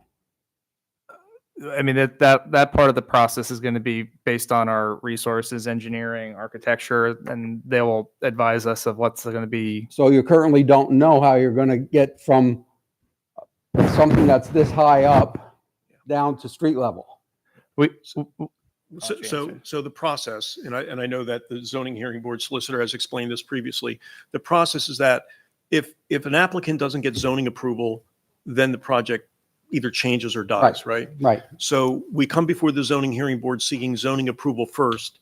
If we're successful, then they must go through what's called land development or site plan approval through the City of Bethlehem Zoning Engineering Department and Planning Commission.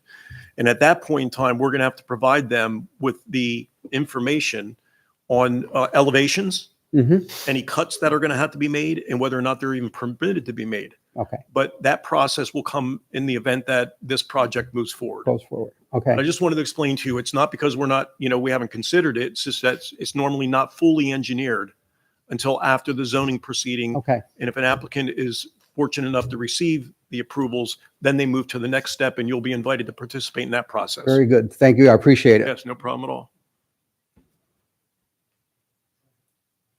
All right. It better be, is it going to be a, It's going to be a question for him. My new question is this: Have you considered the dangerous street that Gep Street is for students who are walking to Liberty High, for students that are going to Northeast, for students that are going to William Penn? They have to cross Gep Street. They don't get buses. They have to cross Gep Street. The alternate lights on Linden. just real quick, that's the question, right? Question Have is, they do you- considered? okay. Have you considered the dangerousness of Gep Street? How cars speed?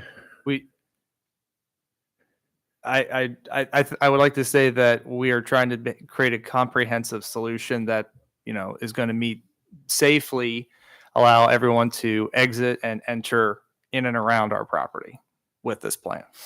Okay.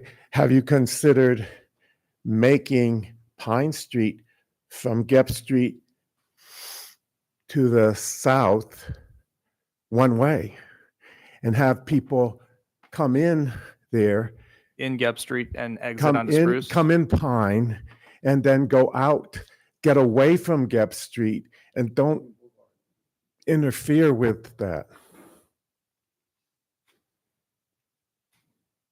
I mean, that I'm can be trying looked to- at through the yeah. land development Yeah. process. It could Yeah. be. We're not asking for a parking variance. Just so Yeah, everyone I just knows. want to help everyone and we're trying to let people make as many comments as they can. Okay. But remember, I mean, tonight, the zoning hearing board, there's a lot of governmental bodies that will review this. The planning commission ultimately will review it as well. The zoning hearing board tonight is here for just a very narrow set of issues. They're seeking an interpretation as to the use, and the city is going to comment on that. And they're seeking variances relating to certain dimensions relating to the lot. As Attorney Piparato, and I will say that his statement earlier was accurate. To the extent that there may be what we call planning comments that do not relate to the ordinance, those planning comments cannot be addressed by the zoning hearing board. They will be addressed, if they're successful, they'll be addressed later on. So with the things, I just want to keep explaining that. So with things like, why is this road one way, or two-way versus one way? The zoning hearing board doesn't have any legal power to even consider that. All we can What hear about about is the dimensions. What about safety, though? That's what. Public safety is a part of it, and I mean, you're going to have a comment relative to that, or later on, Okay, you want to say okay, that. So that's important because We hear kids- you. I have a grandson coming from Liberty High. He stops at my house because that's where he's. You'll have an opportunity to make your statement I'm later. telling you, we promise you all, you're going to walk up, you're going to make your statements. All right? So you're going to have a chance to bring your pictures later, I promise you. Okay, let's go one step at a time. Are there any other questions? And I mean, generally come up with a question mark, a couple sentences directed to him, and then come on up, sir. So yeah. And your name again, sir. Bill Schreier, 1890 Eaton Avenue, but I grew up 2 blocks away at 236 East Etwine. Just a couple of questions about I'll let it go. You want me to Okay, let it it's your call, Pepe. If you want to make an go? objection, make I'll an let it objection. go. I have a response if you want to bring it up. I'm sure you do. I'm all. He and I have dealt with each other I know we before. have. The additional unit on the existing residence, does that go, will that push the building back or up or both? It's going to stay within its existing footprint. We would be adjusting the roof line to allow enough head clearance in there to make use of a dwelling unit on that floor. Okay, how many stories will it be then when you're finished? It would essentially convert from 2.5 to 3. Okay, and the building in back, how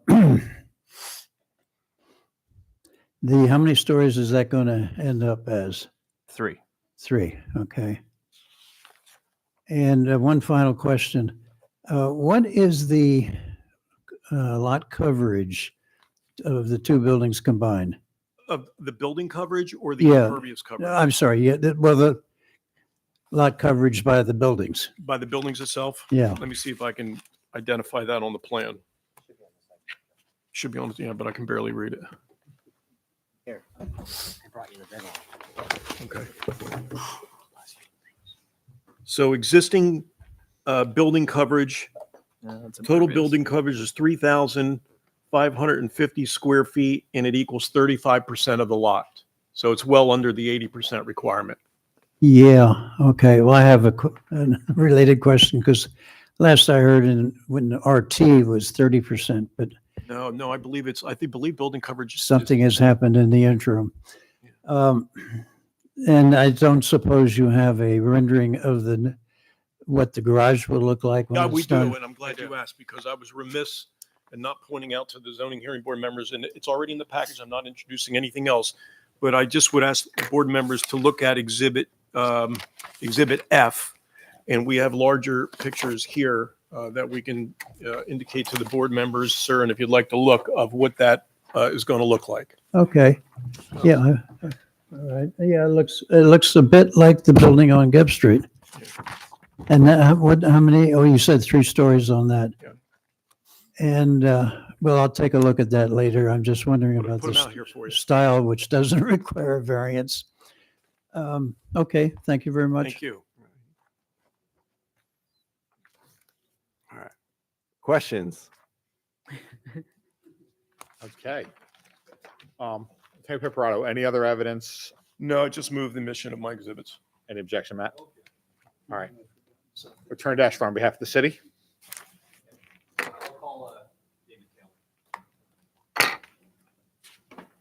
Sir, would you just state and spell your name, please? David Taylor, last name Taylor. Okay. And Mr. Taylor, are you employed? Yes, By whom are you employed? City of Bethlehem. What's your position with the city of Bethlehem? I work as the city zoning officer, How long have you been employed in that capacity? just about a year. And as the city zoning officer, what are your duties? Making zoning interpretations as administering the zoning ordinance. And we're here tonight. The issue the city is appearing before the board tonight is on an interpretation request, correct? Yes. And I want to address, I guess, if we are looking at the applicant's Exhibit G, which is the present proposed site plan. Do you have it in front of you? I do now. All right, so Mr. Taylor, we'll start with the garage in the back along Pine and East Spruce Street.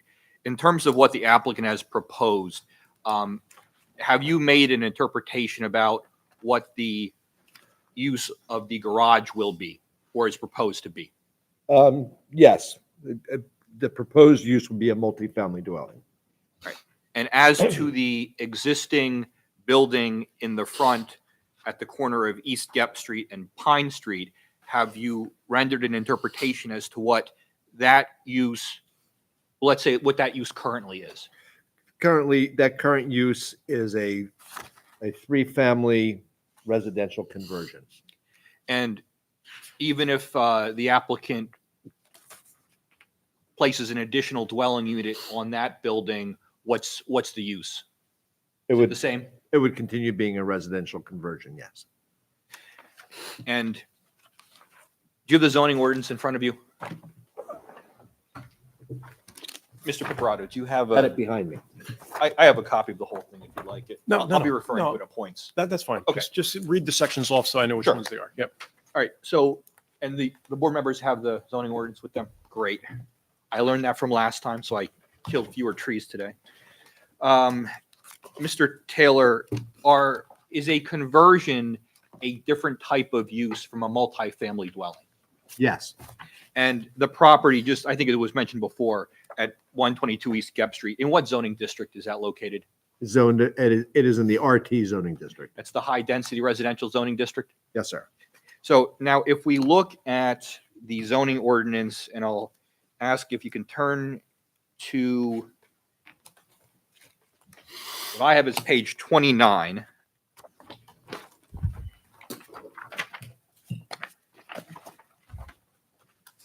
And this is in section or article 1304.01B.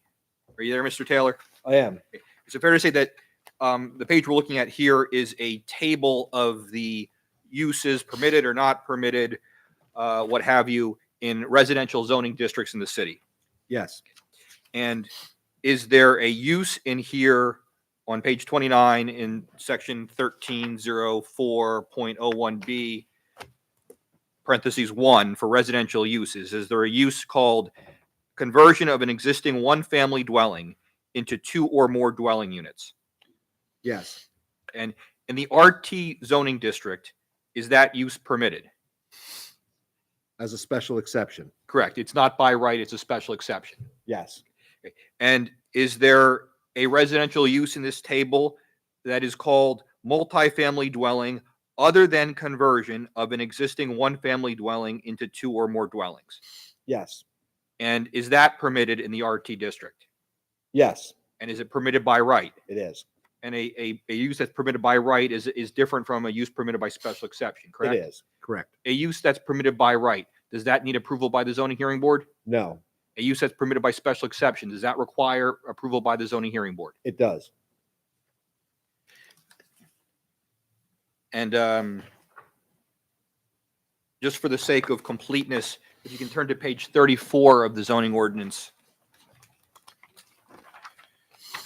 And this is in Article 1305.01 little a. Mr. Taylor, on page 34, we're looking at a table of residential uses in non-residential zoning districts. Is that fair to say? Yes. And mirroring the residential table we were looking at previously, is there a use described Can I as? just object to the relevance? I'm not sure why we're looking at a non-residential district. I'm doing it to emphasize the distinction between conversion and the multifamily Well, dwelling. I think you already did it. Yeah, he's showing a second section that has the same distinction. All right, but I mean, it's not relevant to this evening because we're talking about a residential district with this application. We'll he's presenting, we'll overrule the objection. Just Joe, for the sake of emphasis, You want to be redundant. I want to make clear that they're separate uses and that they appear as separate uses in multiple Matt, parts the of the objection's been ordinance. overruled, Thank you. please. I won't gild the lily. Okay. So Mr. Taylor, is there a separate, or is there a use in this section of the zoning ordinance that's called multifamily dwellings other than conversions of an existing one-family dwelling into 2 or more dwellings? Yes. And is there a separate use in this section called conversion of an existing one-family dwelling into 2 or more dwelling units? Yes. And does that mirror the distinction that we saw on the residential table previously? It does.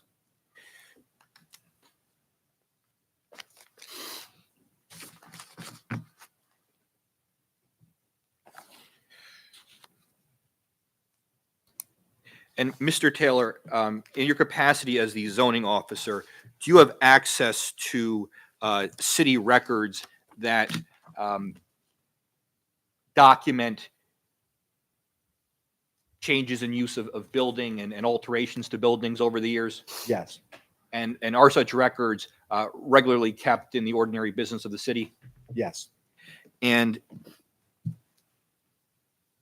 before we get to that, I just have some additional exhibits, which we have marked as city exhibits 3, 4, and 5. Yeah, if I get the original. Sorry. You got it. Fine. There were more. These go.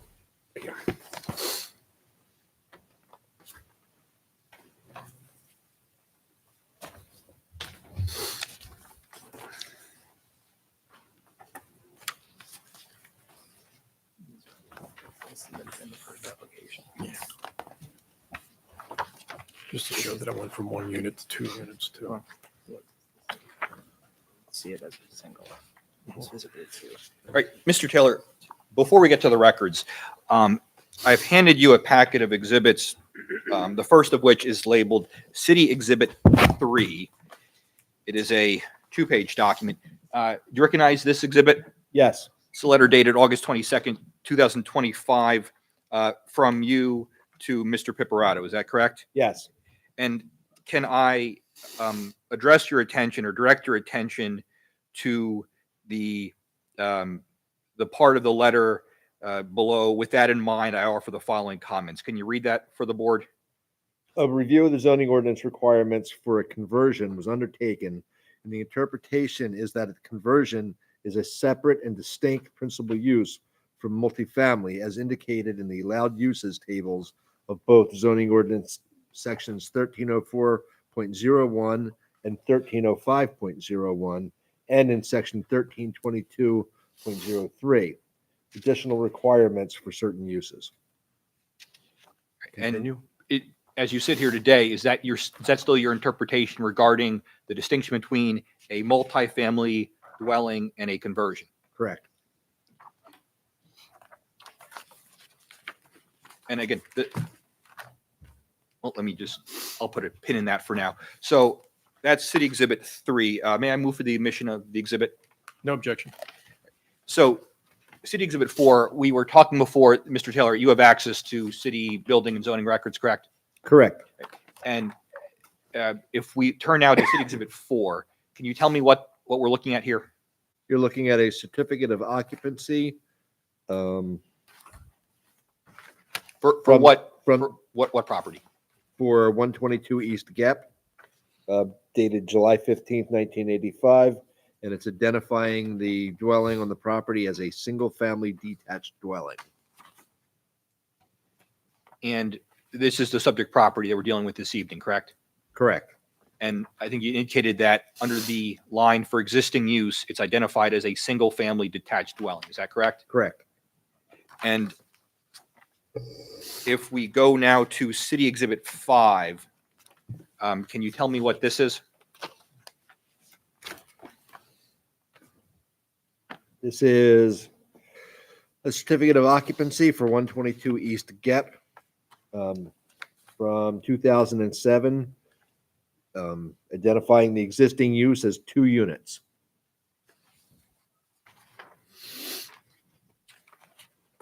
And that was a certificate of occupancy dated May 17th, 2007, correct? Correct. And that's also for the subject property at 122 East Gap Street, correct? Correct.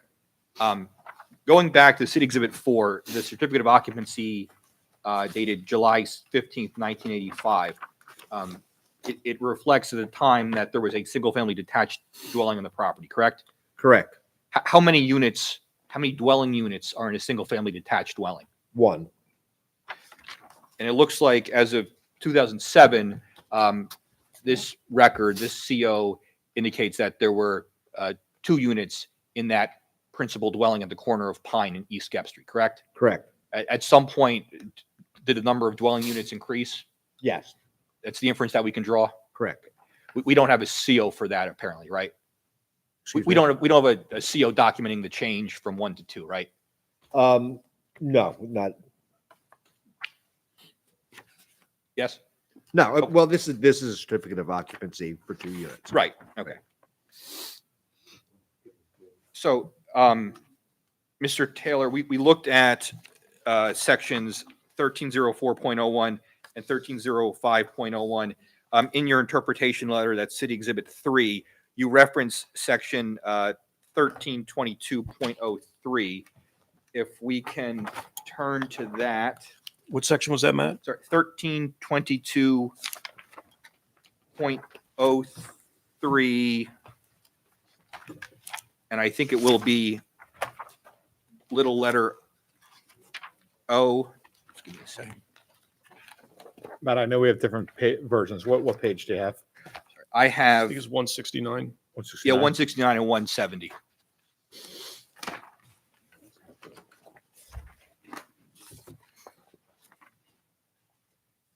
Okay, Mr. Taylor, are you there? Yes. 1322.03 little o. Is there, and just section 1322, does that deal with additional requirements for certain uses in the city? It does. And in subsection O of that, does it list as a particular use, conversion of any single-family dwelling to additional number of dwelling units? It does. And there are provisions in there regarding a conversion, correct? Correct. And in the zoning ordinance, in 1322.03, is there also a provision dealing with specific requirements for multifamily dwellings? Yes. And would that be, it's terrible that I know what this is, but would that be at subsection little l, double little l? Yes. Okay, and is that on page 184? It is.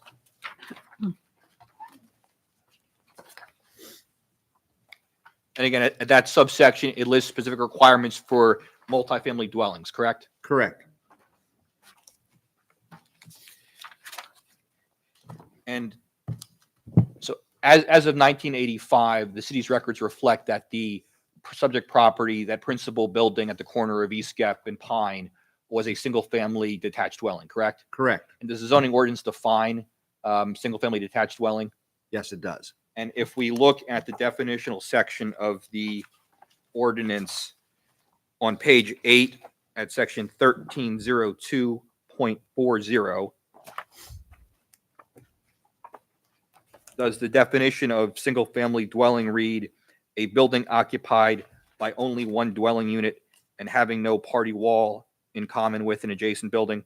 It does.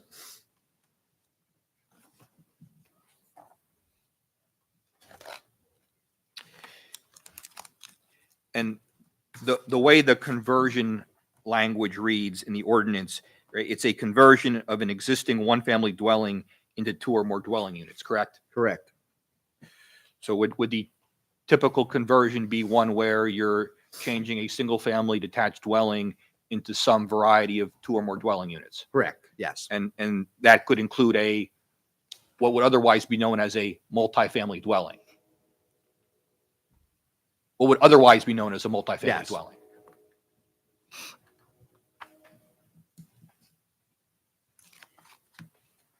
And I guess short of a multifamily dwelling, could you convert a single-family detached dwelling into a two-family detached dwelling? You could. And there's a definition for that as well. Correct.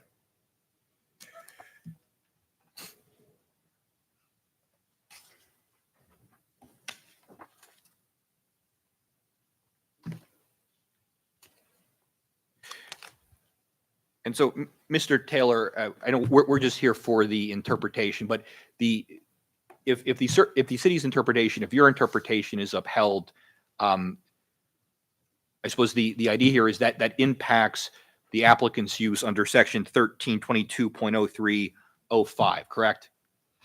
Correct. Which governs changes to the exterior of the structure, correct? Correct. And the idea here is that if it's a conversion, those changes can't be made absent of variance, right? Unless they're necessary for sanitation, yes. Correct. Okay. And the language is in the section. It speaks for itself.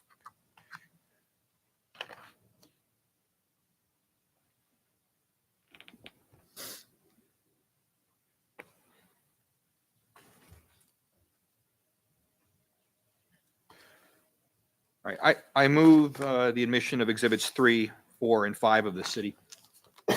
No objection. Admit it. I have no further questions for Mr. Taylor. Thank you. Mr. Taylor, do you have the ordinance in front of you? And if you would you read into the record the definition of a multifamily dwelling from the City of Bethlehem zoning ordinance? 1302.40 440 subsection F, multifamily dwelling or apartment, a building including 3 or more dwelling units other than townhouses. All right. And so a structure that contains more than 3 or more dwelling units is considered under the ordinance to be a multifamily dwelling. Is that correct? It meets the definition that I just read. Thank you. And in the event that a development is considered a multifamily structure, multifamily development, you would agree with me that the tract size that is required in the RT district is 9,000 square feet. Correct. You would also agree with me that in the event that the interpretation is that this is a multifamily development, that the lot area per dwelling unit would be 1,200 square feet per dwelling unit, and this application would meet that requirement at 9,900 square feet of lot area. I'd have to review that again. I would agree if they're 3-story buildings, you would be entitled to one Well, dwelling unit for 1,200 square Right, feet. but doesn't the ordinance indicate that for a multifamily dwelling per unit is required 1,200 square feet per dwelling unit? Yes. And if the applicant is proposing a total of 8 dwelling units on the property, by my computation, that would be 9,600 square feet, Correct. and the subject lot is 9,900 square feet. Correct. So it would be compliant. Correct. Will you also agree with me that in the event the interpretation is that this property is a multifamily dwelling, multifamily development, that the dormer that would be added to the principal structure would not be prohibited under the provisions that you and Mr. Deschler read into the record? Because it would not be considered a conversion if our interpretation is correct. If it was not considered a conversion. Then that variance would not be necessary. Correct. Okay. Now, you read into the definition what the term multifamily dwelling is defined in the ordinance, correct? Correct. And you would agree with me that definitions as it pertains to zoning are very important, are they not? I would agree, yes. And Mr. Deschler was relying upon the decision that was rendered by the zoning hearing board in the previous matter in January of 2025. And I believe that's been marked as city exhibit number 6. Is that correct? And do you have that in front of you? I do. Would you go to page 7, please? And read into the record, please, under paragraph 8, decision of the board, would you read into the record the first paragraph? Based upon the foregoing, by a 4-0 vote, the zoning hearing board granted a special exception approval to allow conversion to a 3-unit multifamily dwelling subject to the following conditions. So the term that's used in the decision of the zoning hearing board, which by the way, I believe bears signatures of 4 of the members that are present this evening, does it not? It does. All right. It indicates that the board voted to grant a special exception approval to allow a conversion to a 3-unit multifamily dwelling. Is that correct? That is correct. And a multifamily dwelling is a term that is defined in the City of Bethlehem ordinance as 3 or more units. Correct. And each one of the structures under this proposal will have 3 or more units. Is that correct? That is correct. All right. It does not indicate that the board is granting special exception approval to allow a conversion of a single-family dwelling into 2 or more units, does it? In the decision part of the Correct. application. Is that correct? Correct. Okay. Thank you, sir. I have no further questions. I just have some redirect on that.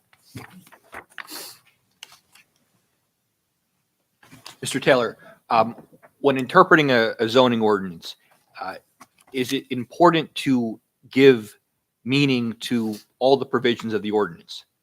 It is. Can you give meaning to the provision of the zoning ordinance in the uses table of a conversion of an existing one-family dwelling into 2 or more dwelling units if that definition can also mean multifamily dwelling? Can you give meaning? That's confusing. I'm going to object to the nature of the question. I'll try to restate it. Can you give meaning to the use of conversion if a conversion can simply be a multifamily dwelling? No, how do you do that? I mean, a conversion can be a yes, you can. No, I'm sorry. I don't understand what you're asking. The definition, or sorry, the use identified as multifamily dwelling in the residential uses table on page 29, right? Great. Are you there?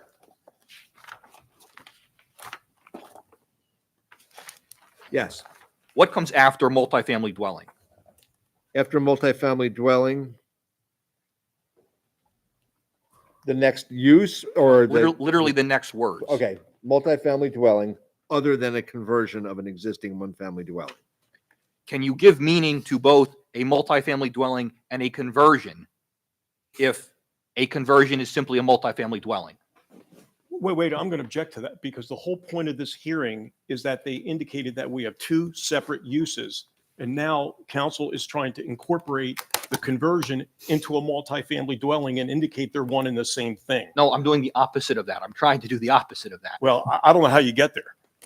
Well, because they're different uses. Yeah, and they're different definitions. Right. So I'm going to say, I think the board, and I mean, the board can say if they don't, we understand that in the table of uses, there's a section for conversion and there's a section for a multifamily dwelling. Matt, I think the board will also acknowledge that after the words multifamily dwelling, it also uses the words other than, however it's phrased there, other than conversion. The board can read the plain language of that ordinance and the board can understand relative. And I think the board understands, you can say, if you don't, both positions. Where Matt, you're saying it's two separate uses. This is the one, the conversion is here. If they're a conversion, they cannot then change stream and later say multifamily dwelling. That's, or excuse me, Attorney Peperato, you're saying that a multifamily dwelling has a definition under the ordinance. It's either that or a conversion. It can't be both. And if the board doesn't understand that, I think we can read the language of the ordinance relative to that, but I think we get the point. Okay, thank you, Council. And on Article 1322.030, subsection 5 of that. All right, Mr. Taylor, where it reads, no exterior structural alteration of the building shall be made except as may be necessary for purposes of sanitation, safety, or historic rehabilitation. Do you see that? I do. God bless you. Now, is it possible after something is a conversion, can it be transformed into a multifamily dwelling? Can I ask for, I mean, what do you mean by transformed? I object to the nature of the question. Well, I guess maybe, can we? I mean, I'd love for. Well, I think maybe I the think you answer is stipulate yes. to this. Maybe the answer is yes, and I would love that answer. Well, I guess what I'm asking is, Joe, what is the use of the building on Pine and Gap? Is it a conversion or is it a multifamily dwelling? My position is multifamily Right, dwelling. right, and that's okay. As of this, position of the board as of this moment, right now, prior to this relief, your position is that it is currently a multifamily dwelling. Your position is that's currently a conversion. Yes. Yeah, with the, and also with the addition of the fourth unit. Fair enough. Mr. Taylor, looking at 05, okay? Right.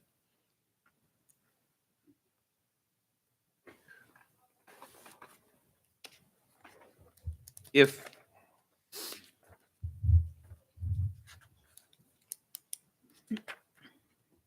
this building at the corner of East Gep and Pine is a multifamily dwelling, is it possible to give meaning to subsection 05? No.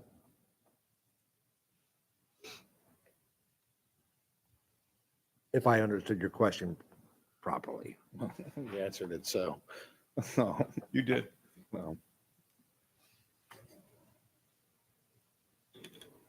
Let me ask you this way.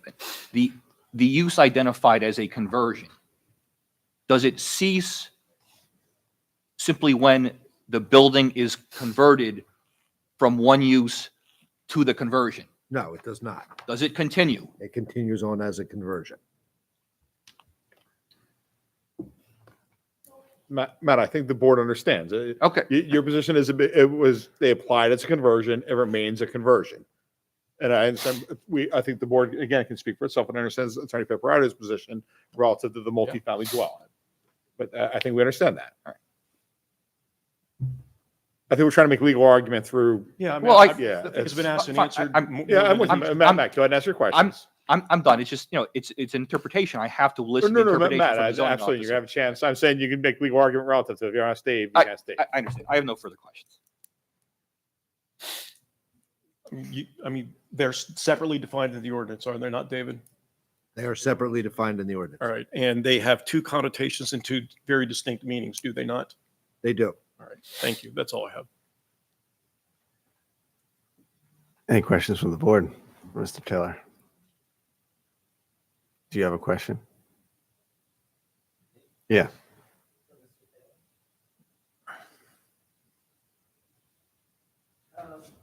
See a party?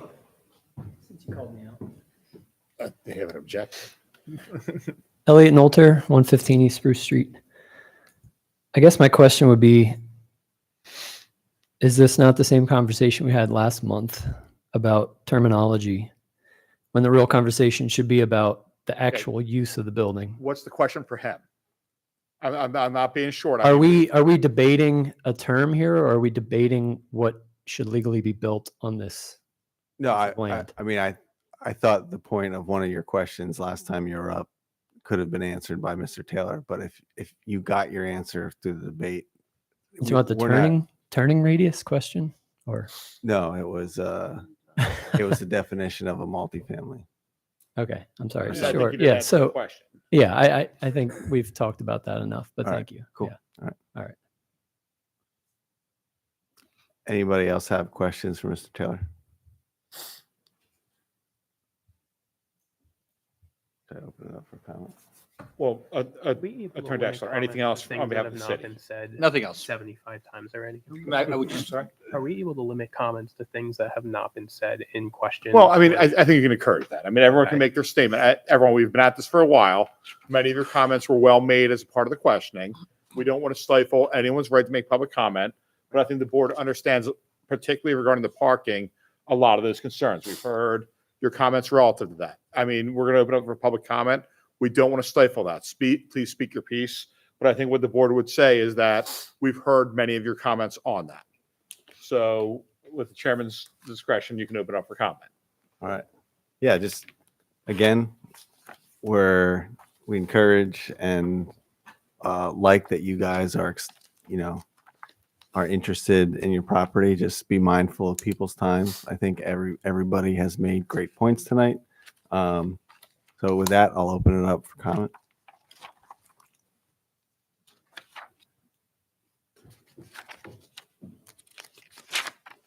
Elliot Nolter, 115 East Spruce. I'd just like to say, I like that you want to spend money in this neighborhood. I know it's not cheap to do what you're doing, so I appreciate that. This was a house that needed a lot of work, and garage as well. I just want to say, be careful when you show things like this, that it can actually be done. I know this is early. We have a lot more stuff to talk about. I'm an architect as well, so I understand these drawings. That garage, if you're building on those foundations, I don't know that it can be something that would support a 3-story residential building safely. So when you speak about, you want to be mindful of the neighbors and be safe for that neighborhood. There's a couple red flags I see. Not only parking, the issue that was brought up about the grade is certainly a concern. If you're excavating to do a driveway at the required slopes, you're going to be excavating 2 feet away from the neighbor's house. That's a concern. The foundations of that building are a concern. So I think, everyone should be doing their due diligence. I know this is just the first step in the process. I don't believe that this property is something that should be considered a multifamily property. And I would disagree with your comment that the neighborhood has a lot of multifamily. And I think it comes down again to the definition of multifamily, right? There's a lot of 2 units. There's a lot of single family homes in this neighborhood. There's not apartment buildings, 8-unit apartment buildings. That's all.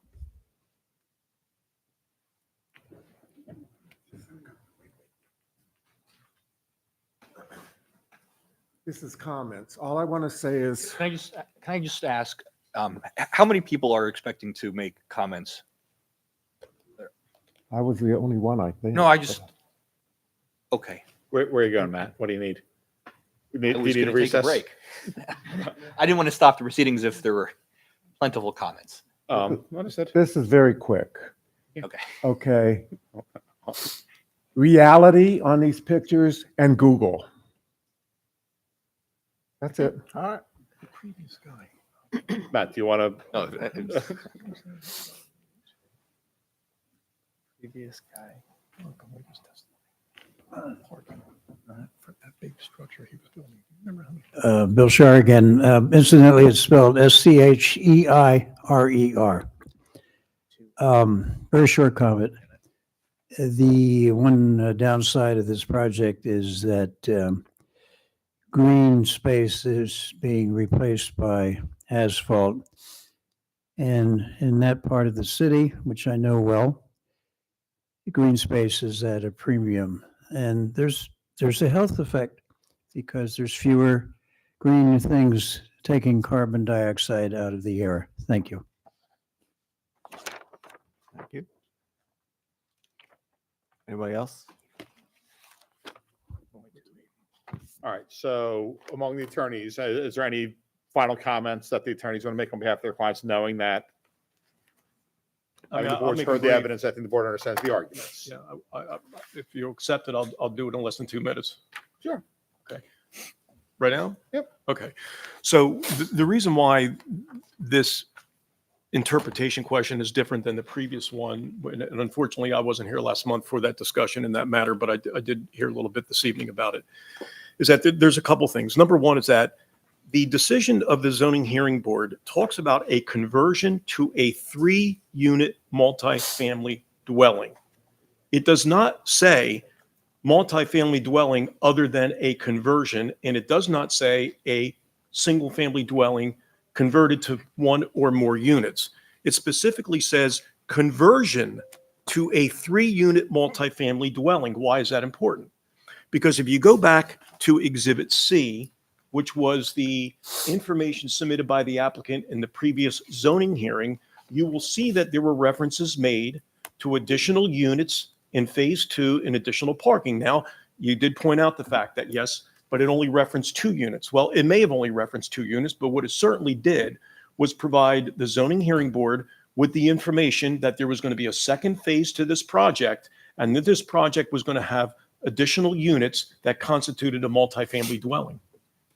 That's important because, as we indicated, the relief is different if this project is considered a multifamily dwelling versus a conversion. In terms of the parking, which I think is always important, right, particularly in the city, and we always try to accommodate parking to the degree that we can. You had a previous applicant that came in here like 1.2 parking spaces per apartment unit. We're at like 2.5. And 8 spaces over what the required amount is to try to alleviate any of the parking problems that currently exist, in this location. We've heard a lot of testimony. Yes, the roads are narrow. People negotiate them. Yes, people speed on Gep Street, but people negotiate that as well. I do not believe that the addition of 8 units at this location is going to create any safety issues that don't already occur at that location. And so I would simply ask the zoning hearing board members to take into account the differences regarding the interpretation issue in this matter versus the matter that you heard previously. Thank you. Thank you. Sorry, the city's just appearing on the interpretation issue. I think it's important to note when you look at that February 2025 zoning hearing board decision, it's a request for a special exception for a conversion. The zoning ordinance is clear. If you put a multifamily dwelling in the RT district, you do not need a special exception. It's a by right use.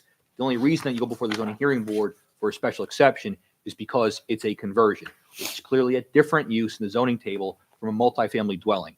I know my questions maybe were a little convoluted. It's not a great way of getting at this, but if you think about this, if the use is only a conversion, like during the construction activity that converts it, then it doesn't make sense to have provisions like, no exterior structure alteration of the building shall be made except as may be necessary for purposes of sanitation, safety, or historic rehabilitation. The use as a conversion has to continue, has to keep going even after the physical activity of the conversion occurs. So what we have here is we had a single family detached dwelling at the corner of Gep and Pine that was converted. It went to 2, then it went to 3, but it's always a conversion. And it's important for the city to take this position. We're not taking position on the variances. That's up to your discretion. I mean, I suppose it all is. But it's important that the city stands here and enforces its logical, reasonable applications of the zoning ordinance in an objective and uniform way. I think the statutory language is clear here. We have two uses on the property. One as a conversion, one as proposed for that garage in the back as a multifamily dwelling. There is no multifamily development as Mr. Piperata was talking about. We have two different uses on the property, not one uniform designation. We have a conversion in the front and a multifamily dwelling use as proposed in the back. So I think it's important to keep those distinctions preserved, and whatever flows from that flows from that. But I would ask you to uphold Mr. Taylor's interpretation on that score. Thank you. Appreciate it. All right. That will move off the record. We're not allowed.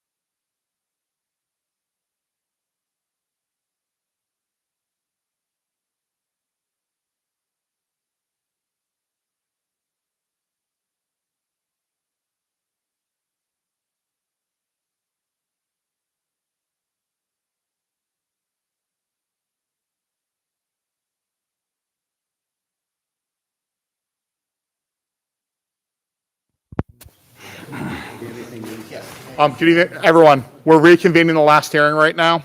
The board met in executive session to deliberate. The board has asked me to articulate two separate motions that will be voted on separately. The first motion they'd like me to articulate is that the favorable interpretation requested by the applicant be denied. Is there a motion to that effect? I move. Second. Still your job. Oh, sorry. Can I have a motion? I'll move. Second. I have a motion or? Mr. Schneck, Yes. Ms. Wiles Young, Yes. Ms. Joseph, Yes. Dr. Van Wert, Yes. Mr. Wolk. Yes. That motion carries unanimously. Second motion is to deny the requested variances as stated in the notice. All motion. I'll second. Mr. Schneck, Yes. Ms. Wiles Young, Yes. Ms. Joseph, Yes. Dr. Van Wert. Yes. Mr. Wolk. Yes. Okay. Thank you. Motion carries unanimously. So can we have, which one is I'm bringing it up? Are we good? Oh, yeah, I'm sorry, Attorney Pepperado, your Thank decision you. will be issued. You have the right to appeal. We appreciate your time tonight. Good. Thank you for your time. So can I have the applicants for 250 East Market Street? Everyone, that hearing is concluded. That's done. The request for relief that was denied, you can leave. If you signed on the page, we can make sure you get the written decision. Okay? The date up there, I'm sorry. Up there. So I've not had a chance to talk to the board about the discussion that we had among several parties. So there's two more remaining matters for the board's benefit on the agenda tonight.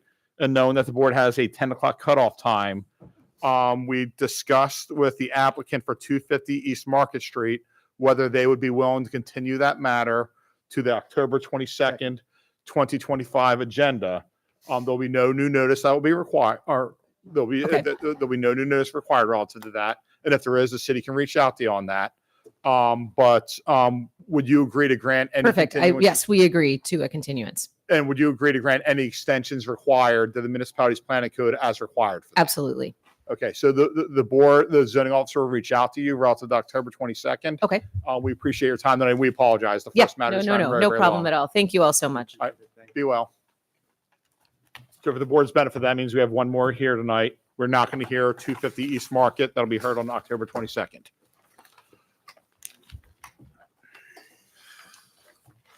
All right. Next appeal up is 737 East 4th Street and 739 East 4th Street. If Mr. Taylor, you can read. Appeal of, well, and I apologize if I'm not saying it properly.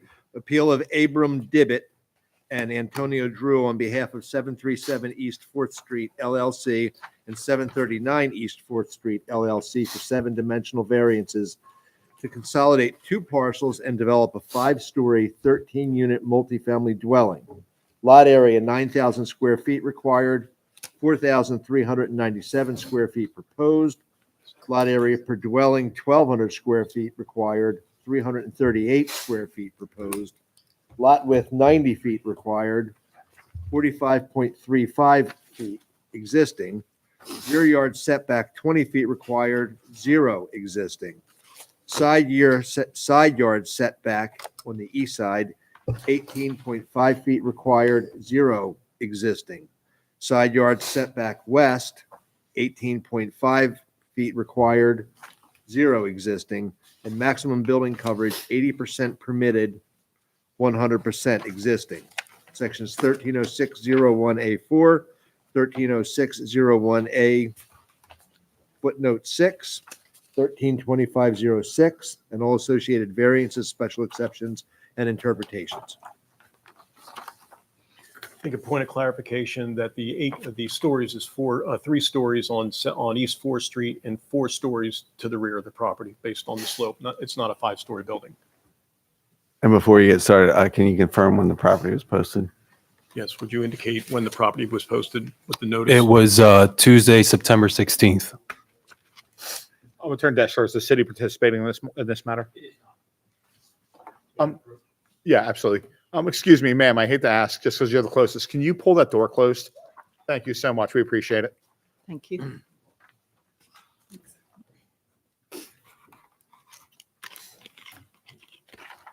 Thanks, Joe.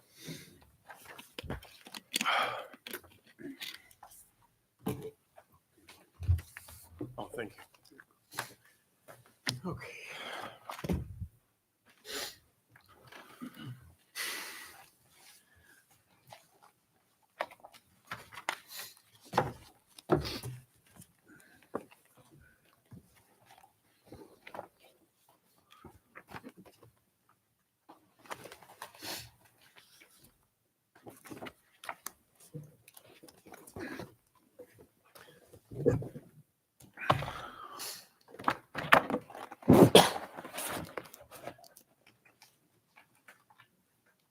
May I proceed?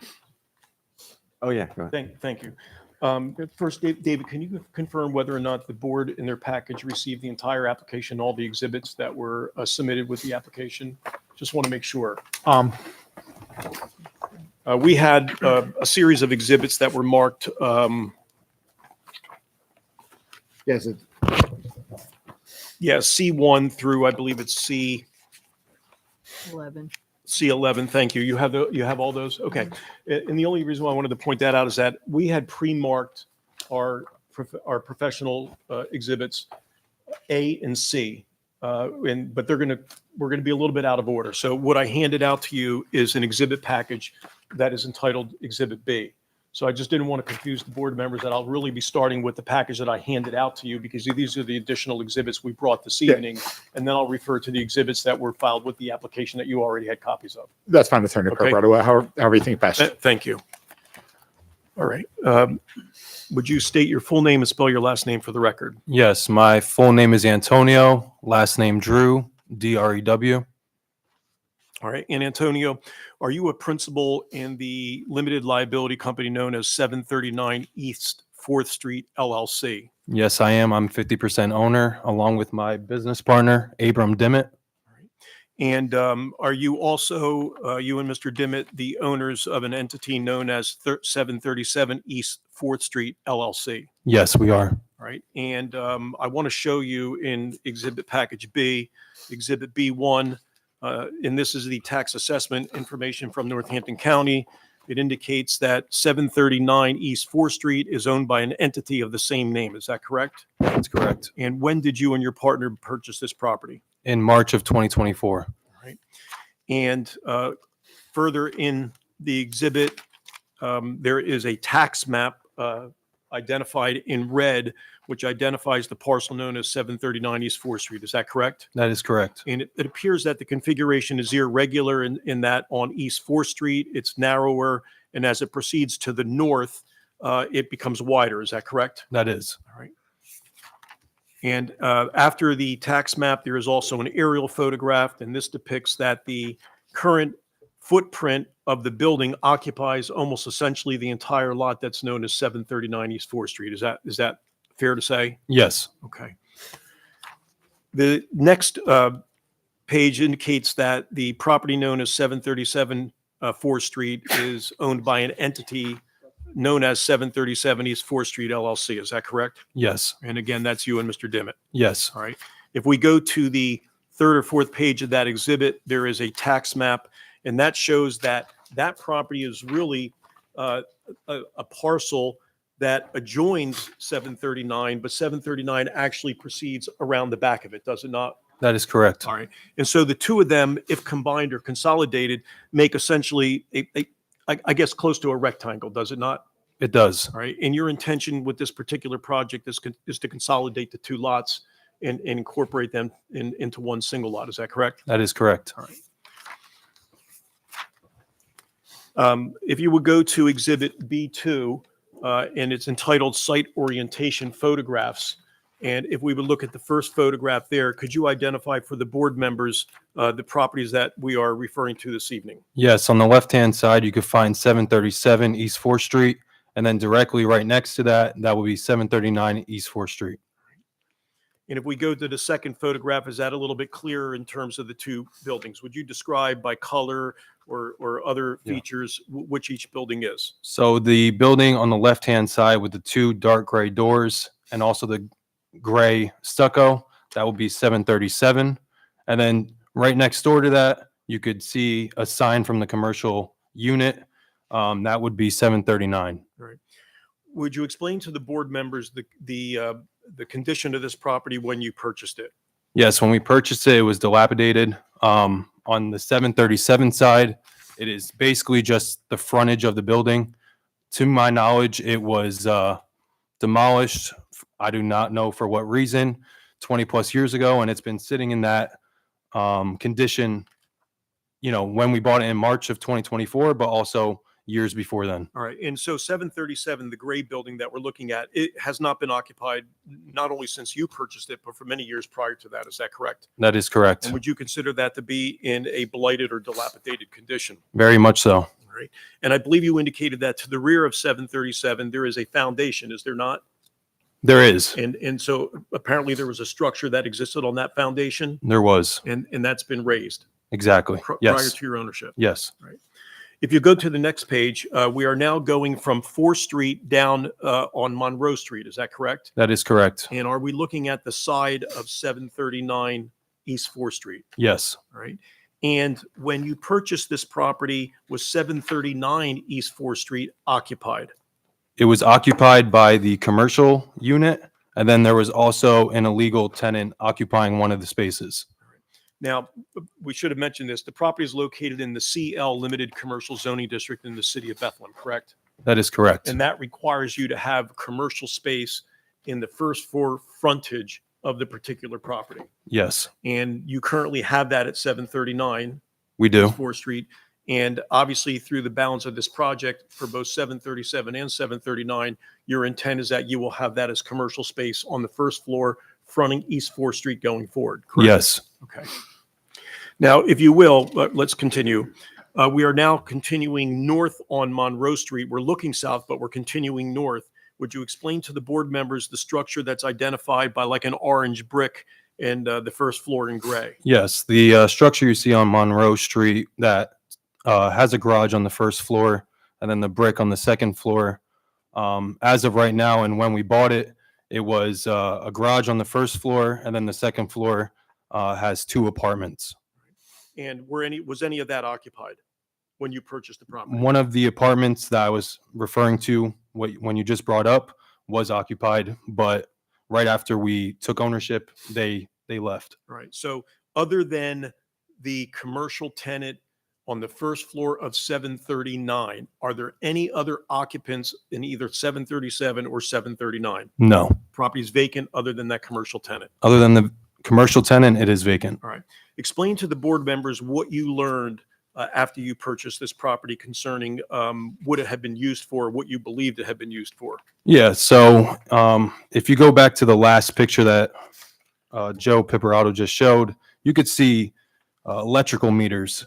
And when we were looking at the property to purchase this property, we were under the impression that that property was 6 units. Not only just from the electrical meters, it was also framed out to be 6 units. And we were under the impression that that was 6 units. So I believe week 1 into owning this property, we went to the city of Bethlehem to start pulling permits to finish the construction of the 6 units that we believed it was. Very quickly, the city told us, this is legally 3 residential units, 1 commercial unit. If we go to the following picture again, now we're looking northbound on Monroe. And does the property essentially end at the end of the building on the left-hand side? That's brick on the second floor and gray on the first floor? Yes. All right. And what's to the rear of that? To the rear of that is it's the neighboring property in the back of us. Okay. So there's no alley at the back of this particular property. Is that correct? No, there is not. All right. The next picture appears to show a parking lot that's located at the corner of Monroe and Mechanic Street. Would you explain to the board members what that is? That is the parking lot for the church that is on 4th Street. And that would be the proposed lot for 20 lease spots for our building if approved. And if we go to the next exhibit, which is Exhibit B3, it's entitled Parking Lot Lease Agreement. Let's take a look at that. And would you explain to the board members, is this the agreement that you entered into with Center of Restoration Lily of the Valley, the owner of that particular parcel, on April 30th of 2025? Yes. And what does that lease agreement provide for you? That lease provides 20 parking spaces, and it is for 20 years. And It also has an automatic renewal for an additional 20 years, does it not? it does. All right. And has that lease agreement been provided to the zoning officer, Mr. Taylor, here in the city of Bethlehem? It has. All right. And has he indicated that that was an acceptable document to him? Yes. All right. And so would you explain to the board members what the plan is for parking for this particular property? So the plan for this would be to obviously clean up the mess it is right now. With doing that, we are going to fully pave that property. We are going to paint lines into that property as well to distinguish every spot, not only just our 20 spots that the church is nice enough to lease to us, but also every other spot for that lot. All right. And so it's clear that the lease agreement places the maintenance of that lot on you. Is that correct? That is correct. All right. And that is the proposed parking area for the units that you would like to construct as 737 and 739. Yes. By the way, how many units are you proposing for this project? We are proposing 13 residential units. All right. And if you have it in front of you, do you have a breakdown for the board members in terms of how many bedrooms each of those units would be? Yeah, so it would be 9 two-bedroom apartments and 4 one-bedroom apartments. And the parking spaces that you've been able to obtain from the church meets the required number of parking spaces with the city of Bethlehem's zoning ordinance? Yes. Exhibit B4 is entitled Photographs Depicting the Blighted Condition of the Property. Now, these are photographs that are depicting the condition of the property currently and also when you purchased it a little over a year or so ago. Is that correct? That is correct. All right. So if you could, and again, I don't want to kill the board members with a lot of pictures. If you would just identify, if you would go through the pictures and quickly explain to the board members what property it is and Of what course. it's depicting. So in the first picture, you could see a roof with a hole in it. That it was taken from 739 side, but it's depicting 737 East 4th Street. As you can see, it is only the front of that property. Should I keep going? Yes, please. Yes. If you turn a page, that is also taken from the 739 side and depicting 737 side. Unfortunately, that is still how it is. That's the same condition it's in today. We felt unsafe to enter 737 side to remove all of that trash. So that is still how it is today. And so before we go any further, Antonio, so the plan is to demolish and raise 737. Is that correct? That is correct. And we have other witnesses here that'll explain to the board members how all that is going to fit and how that's going to be done. But the plan is that the existing structure would be demolished because it's unsafe and it's blighted. Yes. By the way, are you aware of whether or not either one of these properties or both were actually condemned by the city health department? From the time I sat down with the city of Bethlehem and also going through the right to know paperwork, it's to my knowledge that both 737 and 739 have been condemned. And then it's under my knowledge that the smoke shop got the right licenses to open up their commercial space. All right. So to your understanding, based on your review of the right to know materials, the smoke shop does have a business license to operate at that location, but the balance of 739 and all of 737 cannot be occupied. That is correct. Now, there appears to be a series of pictures that depict an area that was framed. Would you explain to the board members what those pictures depict? Yes, so this is actually one of the units that was occupied right before purchasing this property. As you can see, it's definitely not framed out correctly. I'm not an engineer, but I think we could all tell that that is not safe in its current condition. And again, as we move through the photographs, again, I don't want to take too much time with the board this evening, but this is all 739, is it not, depicting some of the work that somebody had started to do, but that was never finished? Yes, All right. And how would you describe the condition of this property? it is dilapidated and needs, a lot of work done to it. Okay. So for the board's purposes, you and your partner have purchased these properties, and you're going to endeavor, in the event that you receive the approvals, to construct the apartments, a multifamily building at this location.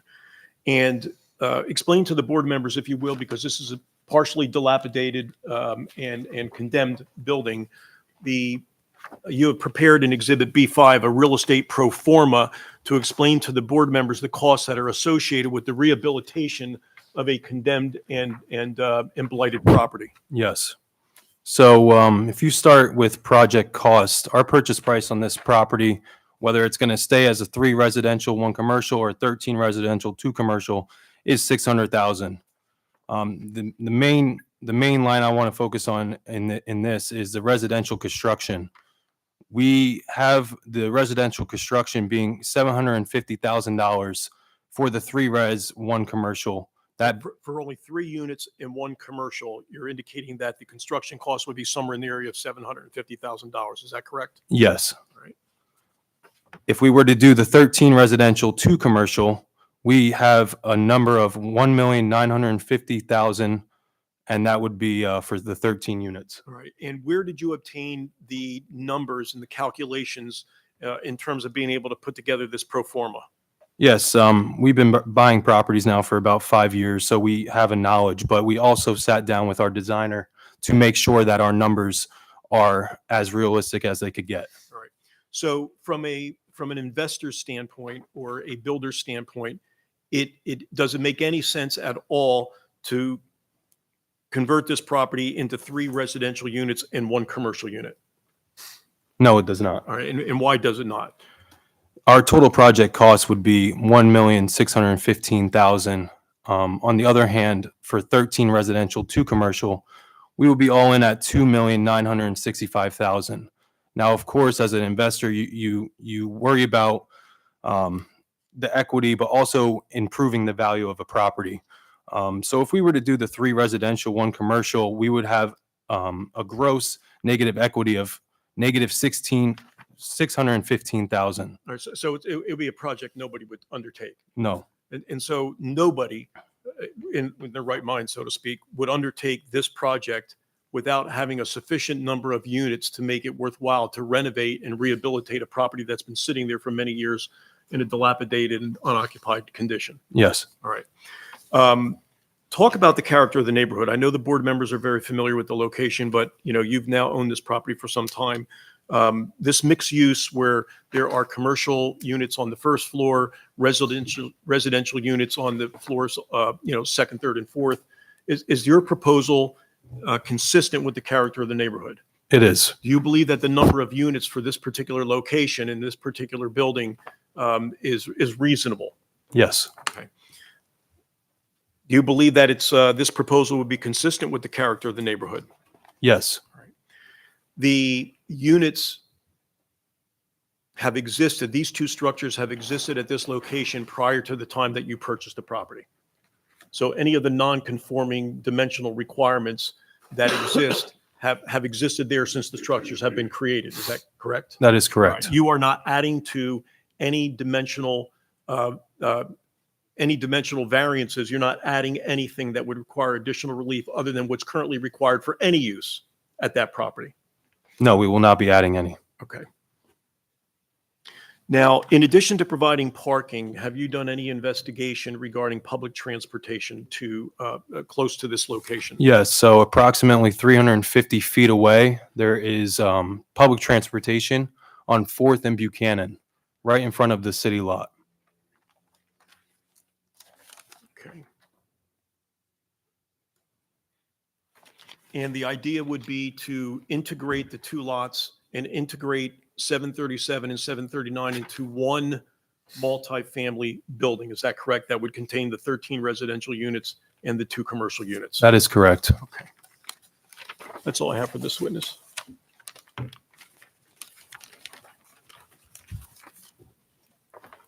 Do you have other witnesses then? I do. Questions from the board? Did you know beforehand, like, of the condition of the building before you bought it? Yeah, so we walked the property. We couldn't get into 737. The owner did tell us that it was just a frontage, and he gave us an elaborate story on why the back of the property was not there anymore. We did walk 739, and when we got there, there was 4 apartments that were finished, drywall, flooring, everything. It looked like a normal property. And then when we went up to the 3rd floor, there was already framing for the so-called 2 extra apartments. So we did see the condition, but we were still under the impression that there was legal 6 units. Gotcha. But so, like you said, the property is actually condemned by the city, right? And I learned that after owning the property. That's what I was getting at. That like Yes. that wasn't something that you knew. I think you when you received the right to know materials, you filed a right to know request with the city of Bethlehem, and it was upon receipt of those materials that you realized the properties had been condemned. Yes. Okay. Real quick, I forgot to do one thing, if you don't mind. Sure. Exhibit B6. And again, we've entitled this rendering a proposed structure and in bold print so that there's no misrepresentation here. I put down that exterior materials have not yet been determined because that part of the project has not been costed out. But Antonio, would you just explain to the board members, I mean, was this a design that you had somebody prepare for you? Yes, we had our designer prepare for us. And is he here to testify before the board this evening? He is. All right. And are we looking at this from East 4th Street? Yes. All right. And essentially the height is remaining the same as the current building that's there at 739. All we're doing is carrying it over to the area of 737. Is that correct? That is correct. Okay. I'm sorry. I didn't mean to interrupt No, the board you're good. questions. I just wanted to get that exhibit in. My other question is just with the parking. I know you said with the church lot. I mean, my initial like what happens on Sundays? Yeah, That's a we talked with the pastor multiple times, and we came to a conclusion that those 20 spots are not going to take up the entire lot. So his parishioners will still have space to park. And a lot of them are local, so they don't drive there, but there would be a sufficient amount of parking for them to still be able to park. Is any of it accessible, like for people in your tenants? Like, have you thought about that part of it? Would the lot be accessible? Like just accessible parking, like handicap parking or anything like that?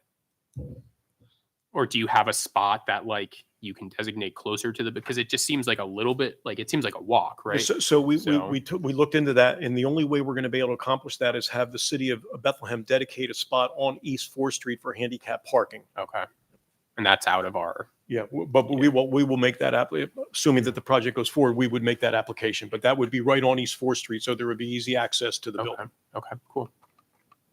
I have no more questions. Thank you. So you're demoing the entire lot, basically? We are demoing 737.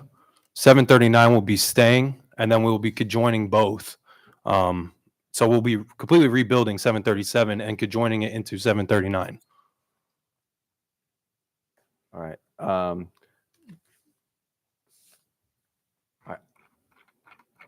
That might help answer this next question, but when demoing, was there, you're asking for 100%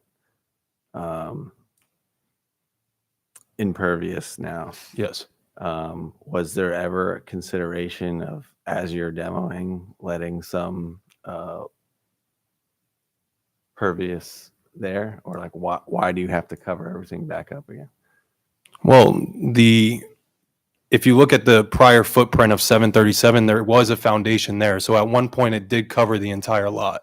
So we would be still keeping that same footprint, but just rebuilding it. Yeah, I mean, I get that you're doing that.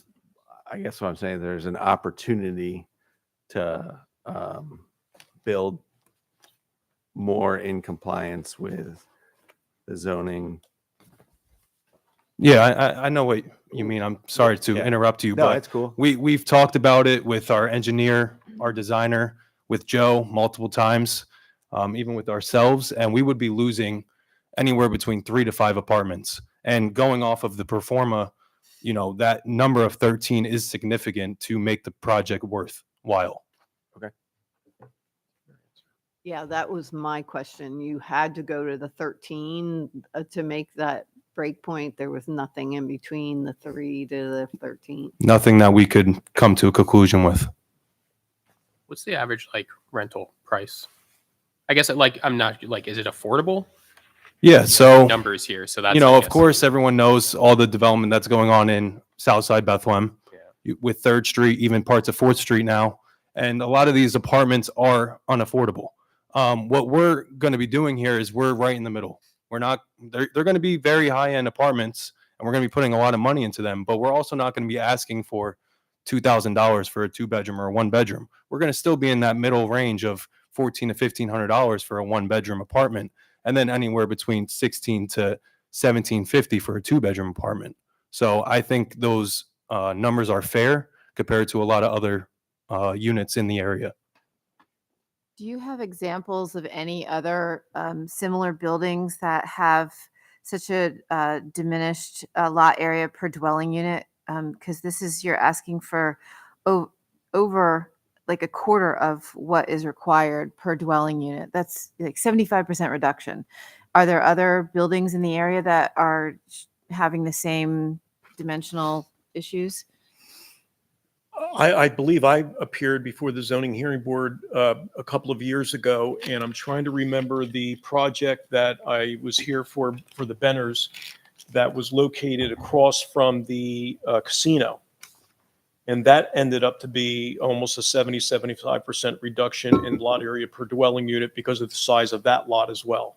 Did they have to apply for variances? For Yeah. that? Oh, yeah. We came before the zoning hearing board for that relief. Yes. Yes. Greenview. You remember which one it was? I think it was Greenview Associates. Okay. Yes. Greenview. You're absolutely right. Thank you, David. I mean, I think, you know, we're stuck with such a footprint here and there's not much more that they can do with it. I mean, you know, obviously the easy answer would be to lose units, but the total construction cost of close to $2 million to rehabilitate a site that's been sitting here in the city for how many years unoccupied and, you know, a bit of an eyesore. I frankly think that, and you know the city probably better than I do, but I think it'd be a great, you know, when you look at the rendering, anything similar to that rendering is like a gateway to this area of Southside. It really is a huge upgrade, but to be able to do that, obviously people need to get revenue. When I look at your renderings of the proposed building, is that a continuous brick facade that you're? That is, and like Joe said, the materials for the exterior have not been confirmed, but we would definitely, it's going to be along those lines, of course, but we just never confirmed everything as of yet. So I think what's being asked is that you would not have any objection to various materials that would indicate, and so that doesn't look like one straight line Exactly. of the same materials, something that would break it up a little bit and make it look almost like they are units that, you know, currently exist on East 4th Street. Yeah, from a design standpoint, we would be open to, you know, what the board recommends. I'm struggling with the number of units that you say is necessary to make this viable. I don't have that knowledge base to judge, I guess, but there's no way that you can bring this down to even 10 units instead of 13. We ran all the numbers multiple times, and that 13 number has been the significant number every single time. Thank you. By the way, can you mention to the board members, I should have asked this question, maybe they asked, we did the breakdown between the 1 and 2 bedrooms, but how about square footage wise? Can you provide the board with any guidance in terms of the square footage of Yes. the various units? Do you have the plans just so I don't mess up the numbers? Which plan was it, buddy? Terex plans. Let me just see.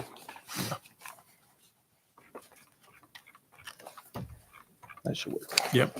Just give the board a general idea of what you're looking at.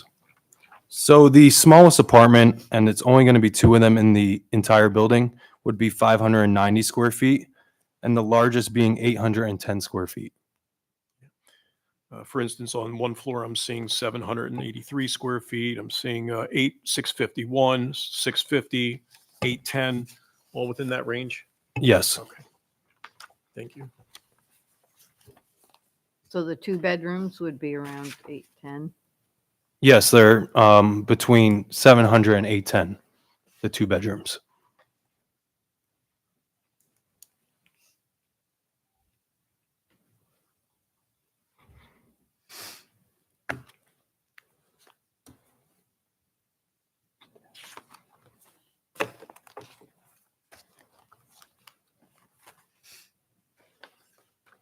Is that a tree in the back of 730, the one you're demoing? Like where the Yeah, so, foundation used to and be? that shows how long it's been since there was a property in the back of 737.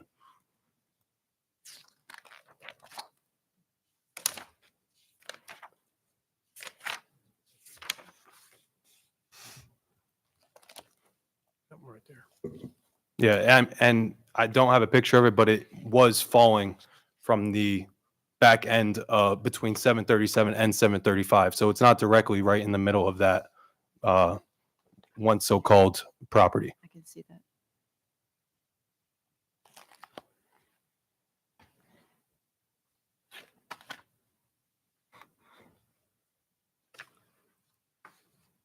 Any other questions? Okay, call my next witness. Okay, Sean.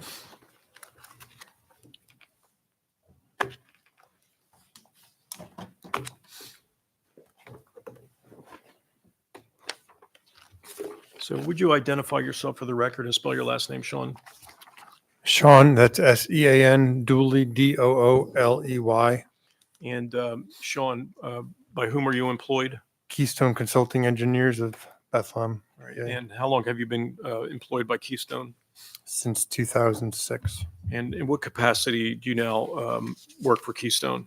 I'm a project manager in the field of land development and municipal engineering. All right. And have you appeared to testify before zoning hearing boards and planning commissions and boards of supervisors or councils regarding residential and non-residential development? Yes. And have you been retained by the applicant in this matter to review the project from an engineering standpoint? Yes. All right. You have prepared for the board previous to today, and I believe it's in the board's package, a number of exhibits, and I'd like to walk through those exhibits with you, if I may, and have your testimony regarding various items. We're looking at the COB Zoning Hearing Board Exhibit Index. The first page is Exhibit C1. Would you explain to the board members what C1 depicts? Simply a location map based on a USGS map, identifying the parcel as being at the northwest quadrant of the intersection of East 4th Street and Monroe Street. And did you verify that the property is located in the limited commercial district in the city of Bethlehem? Yes. Okay. Anything else in Exhibit 1 that you want the board to be aware of? No. All right. Let's move, if we will, to Exhibit 2, and would you explain to the board members what this exhibit depicts? It's a narrative with a statement of intent, general site data and zoning data that we typically have on a site development plan. There is a tabulation of the apartment types that have already been noted, Yes. and as well as a tabulation of the building heights to demonstrate compliance with building height. All right. Does this, under the zoning data, does it also indicate the requirements under the City of Bethlehem ordinance and what is being proposed under the plan? Yes. And we'll talk about those variances that we are going to speak to the board about then in a minute. Anything else on C2 that you want the board to be aware of? No. All right. Would you go to Exhibit C3 and explain that to the board, please? C3 is an aerial photo, which you've already been seeing the Google mapping that's been projected here in the meeting room. And the primary objective of this was to show the urban, context of the situation and to illustrate the location of the parking.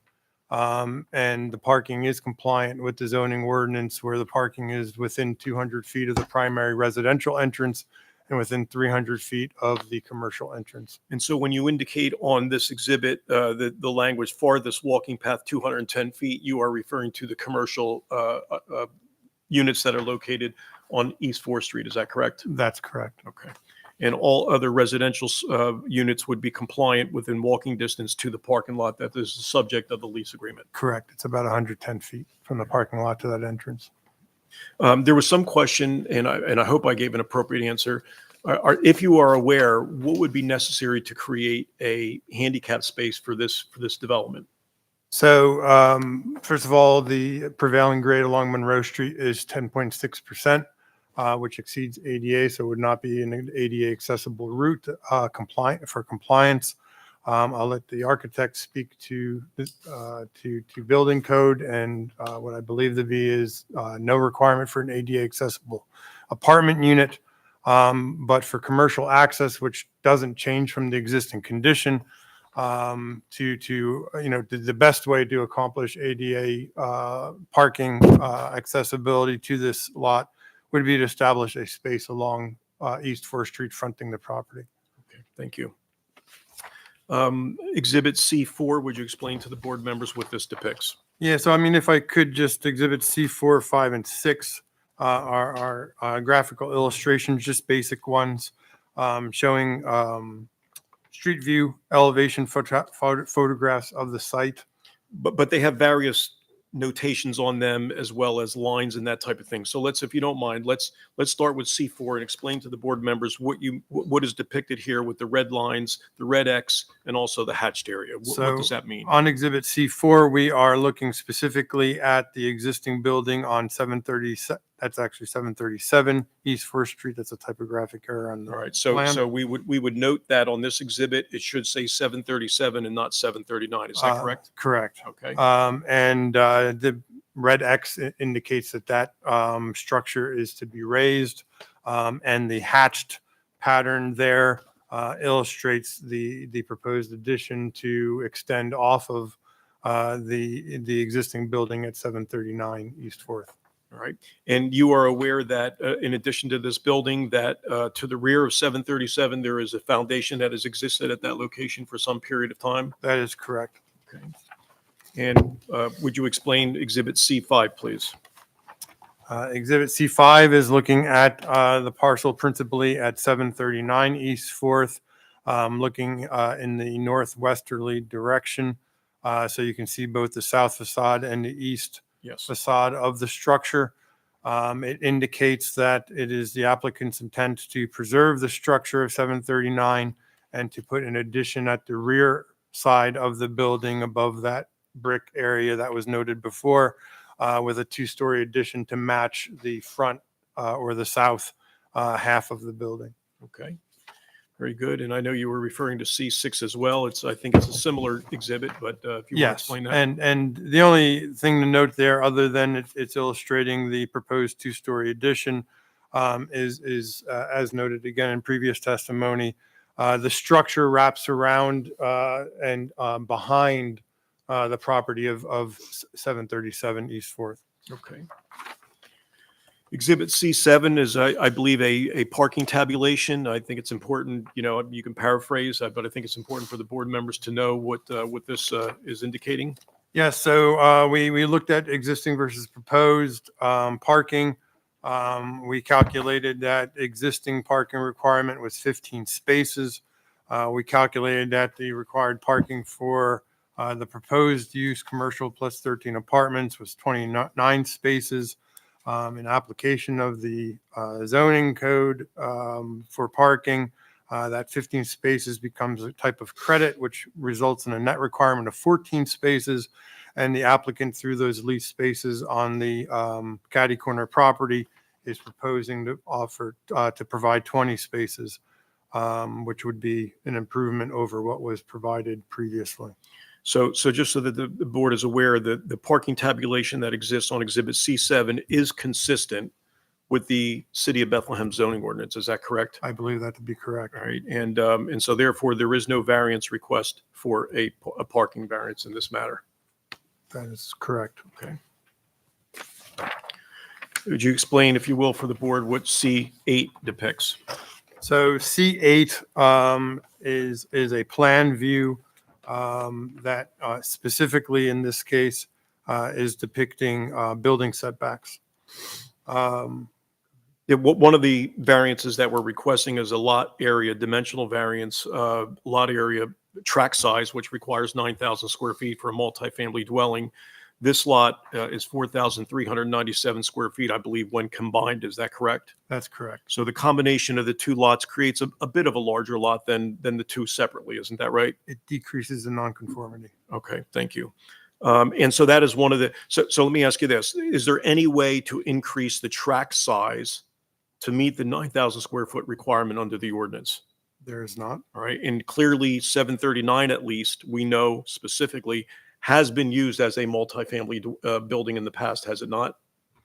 I believe that to be correct. Okay.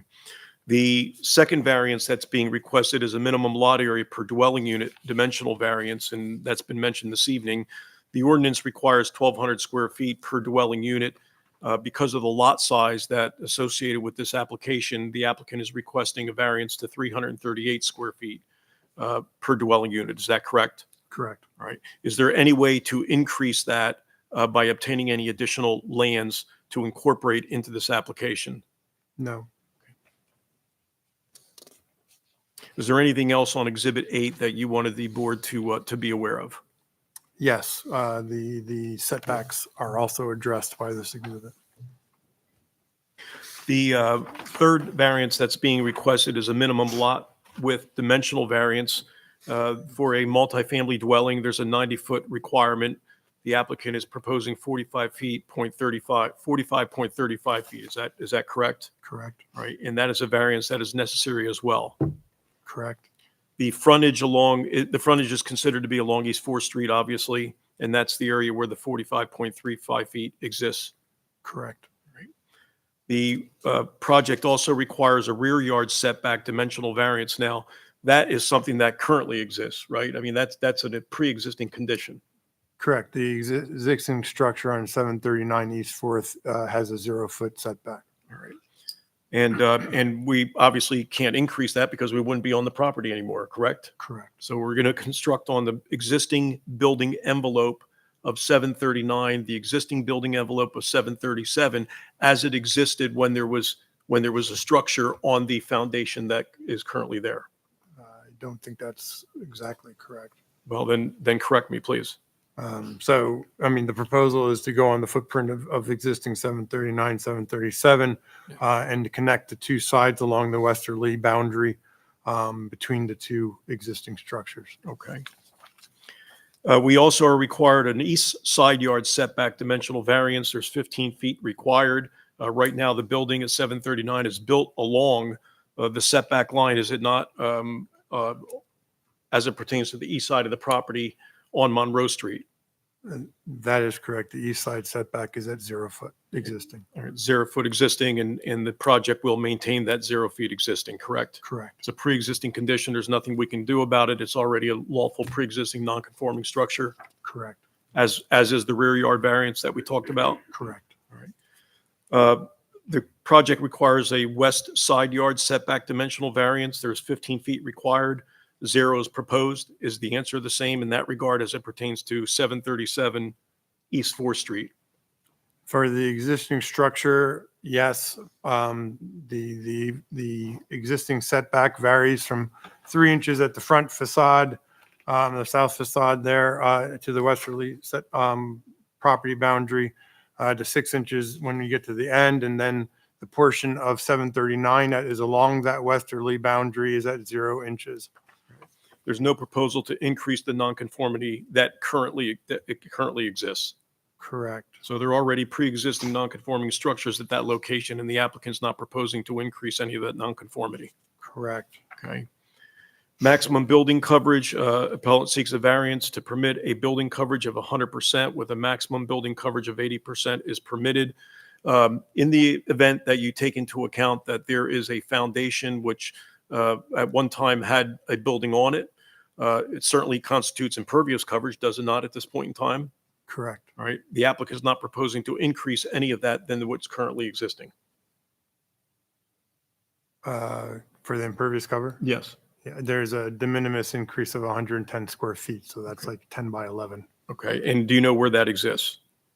Yes, it's a little bit hard to see at this scale, 8.5 by 11, but you can see a small string of an enlarged black line along that westerly boundary, and that is just a strip along that boundary that was determined not to be strictly impervious when we did our survey. Okay.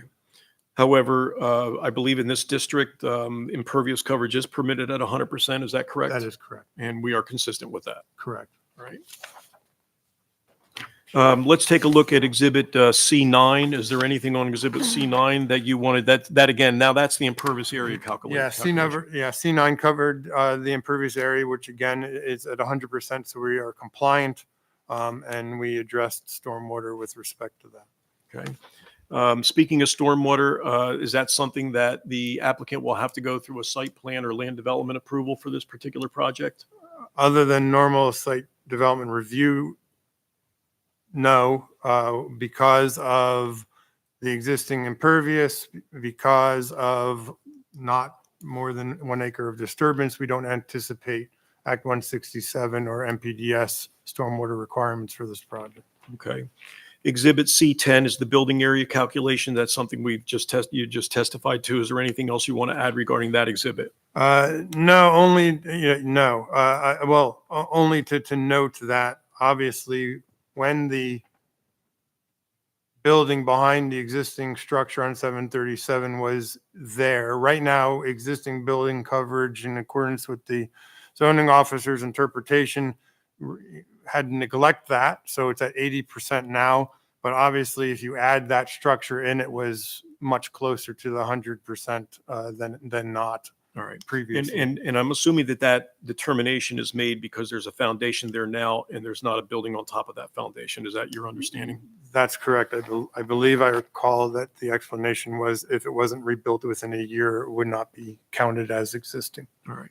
But again, as we've indicated multiple times, that the plan is simply to cover what is currently there by structure, whether it be building and or foundation. Is that correct? Yes. All right. If we go to Exhibit C11, would you explain to the board members what this depicts? Yeah, so this is a basement plan of the proposed building. And just two things to note, there are bicycle park, it's really compliance. It's not a variance request here, but just to explain, there are bicycle parking requirements. Bicycle parking will be provided in a secure interior location indicated on the plan, which is going to be the common laundry room. And then also for waste management, waste collection bins will be stored inside behind the garage enclosure, inside the existing garage area of the property. And garbage will be placed there by the tenants via garbage chute. And there'll be twin chutes to separate general waste and recyclables. So the applicant plans to have common hallways, and in those common hallways, there will be a recyclable chute and a general garbage chute, which will take both of that to the basement area where the garbage is going to be stored. Correct. Until picked up. Is that correct? Correct. Okay. That's all I have for Mr. Dooley. I know you're under a time limitation. Do you have any other witnesses? I have one more, the architect, briefly to go through 4 or 5 pages of the of the architecture, but if you don't want to hear it tonight. What's that?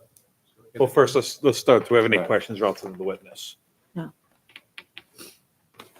And then the next witness will be the architect who's going to present the drawings. Is that Yeah, right, Joe? yeah, just the drawings and go through the A1 through, I think it's A6. Just to, go through the floor plans. I mean, they're up there. You see them very quickly, but I think it's important for the architect to talk about the architecture a little bit and, and some of the features that are being planned for storage for tenants and that type of thing. How long do you think? How long? 5 minutes? 10 minutes? We can keep it closer to 5.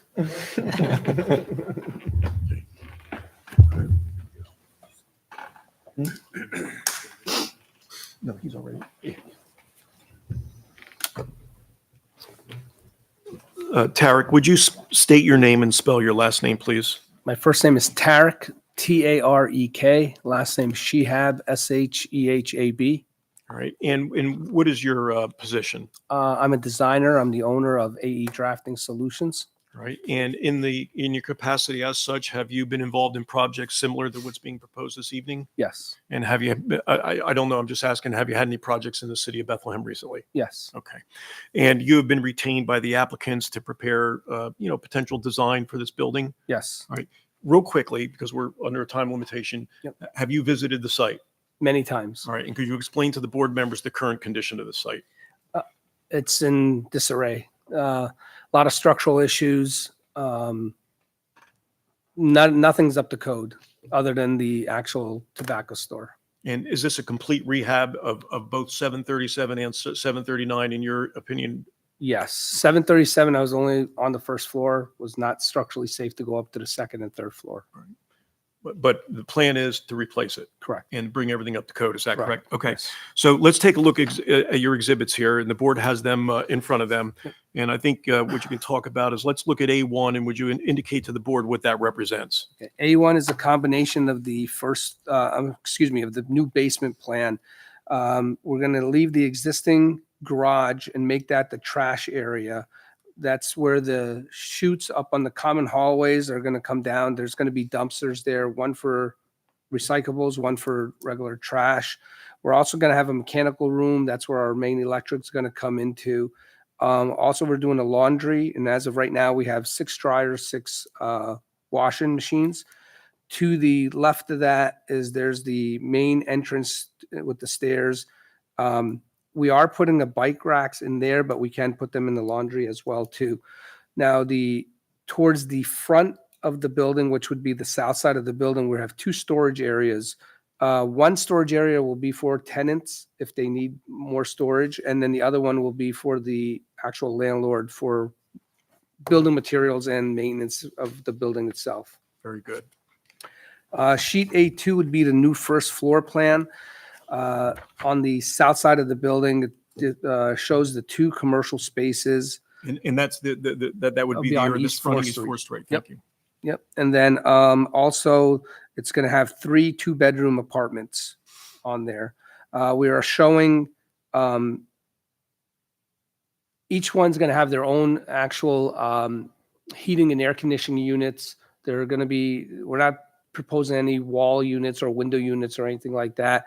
And also they're going to have dishwashers as well as to them for the tenants. A3, we have 1, 2, 3. We have 5 units on A3 with a mixture of 2 units and 3 units. And we also do have the chutes there, the trash chutes and recycling chute. A4 is identical to A3. Yep, and that's it on A4. Now A5 is the existing elevations, the front and the west east side of the building. Unfortunately, we couldn't really get into the west side of the building because of the overgrown, and I don't know what's in there, and honestly, I'm a little scared to go in there right now. And then A6 is what our new elevations would look like. All right. And from what locations? Now it'd also be the front and the east side of the buildings. Now, we have not confirmed yet if we were going to do the arch windows or regular square windows. We were just throwing stuff out for right now. All right. Now, we had submitted a previous exhibit, that exhibit B6. Did you prepare that architectural rendering of the building? Yes. All right. Explain to the board members, I know that there may be concern about what are some of the things or different features you could do to the facade? Well, depending on the materials that we can go to, we can do a lot with it. We can keep and I was talking to the owners about this, the front of the building, what I would like to do, instead of using a drive-it stucco system, because I don't know if you guys know, drive-it, it's just foam. Any kid can come up there, hit it, it's going to break. That would be a hard coat stucco system. Above it, we can go with a thin set brick. We can also use some type of a cement board that maybe we'd show some siding, but it would be a cement board, not a vinyl siding or any other type of siding like that. And they have different type of patterns for those. We could do like a shingle type there's so many different patterns that we can use and materials in those. And that, like we said, we have not come down to that as of right now. Tarek, in your professional opinion, is 13 units fit in this building comfortably? It does. In your opinion, your professional opinion, is it an overbuild or is it an appropriate number of units It in is a building this size? It is an appropriate number of units. We did look at reducing the amount of units, but by reducing the amount of units, made the units bigger. By making them bigger, they would never be able to meet their price point. They would be then asking for the 2,000 and the 2,200 a unit. And in that area, it's just not viable for them. So yeah, that's why we did come down to the 13 units to make them viable for those apartments. That's all I have for Tarek. I was hoping it was under the 5 minutes. You're close. Champion. 5 minutes and 30 seconds, but not extra time. I apologize. Any questions? I just have a few.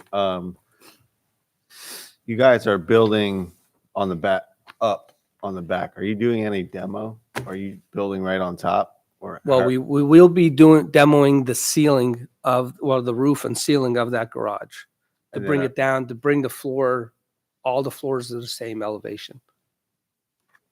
And by the garage, you mean the area that's the brick? Yes. The brick area that's Yep. depicted on that exhibit? Yeah. So the bricks coming down and then you're building on top of the concrete? Well, we'll add new flooring in there on top of that. All right, but you're not demoing all the we're- way down? No, yeah, can I come up there? at all? Yeah. Okay. I can point to you.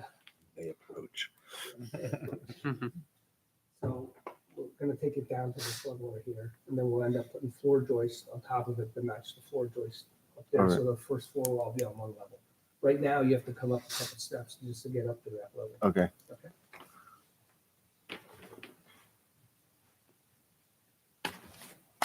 All right, that's all I had.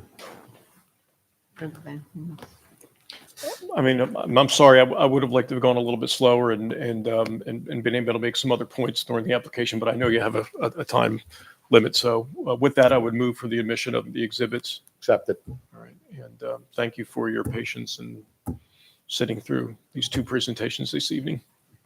All right, we'll go off the record. Thank you. No public comment.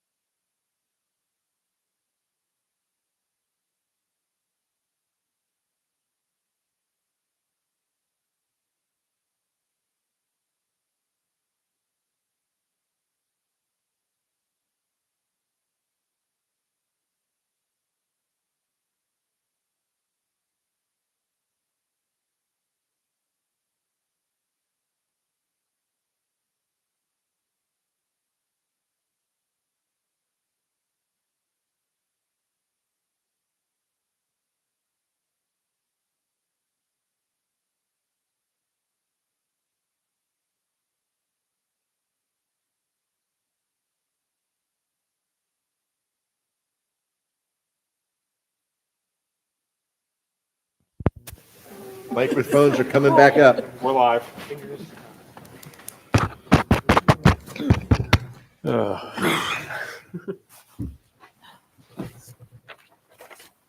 Swear next time.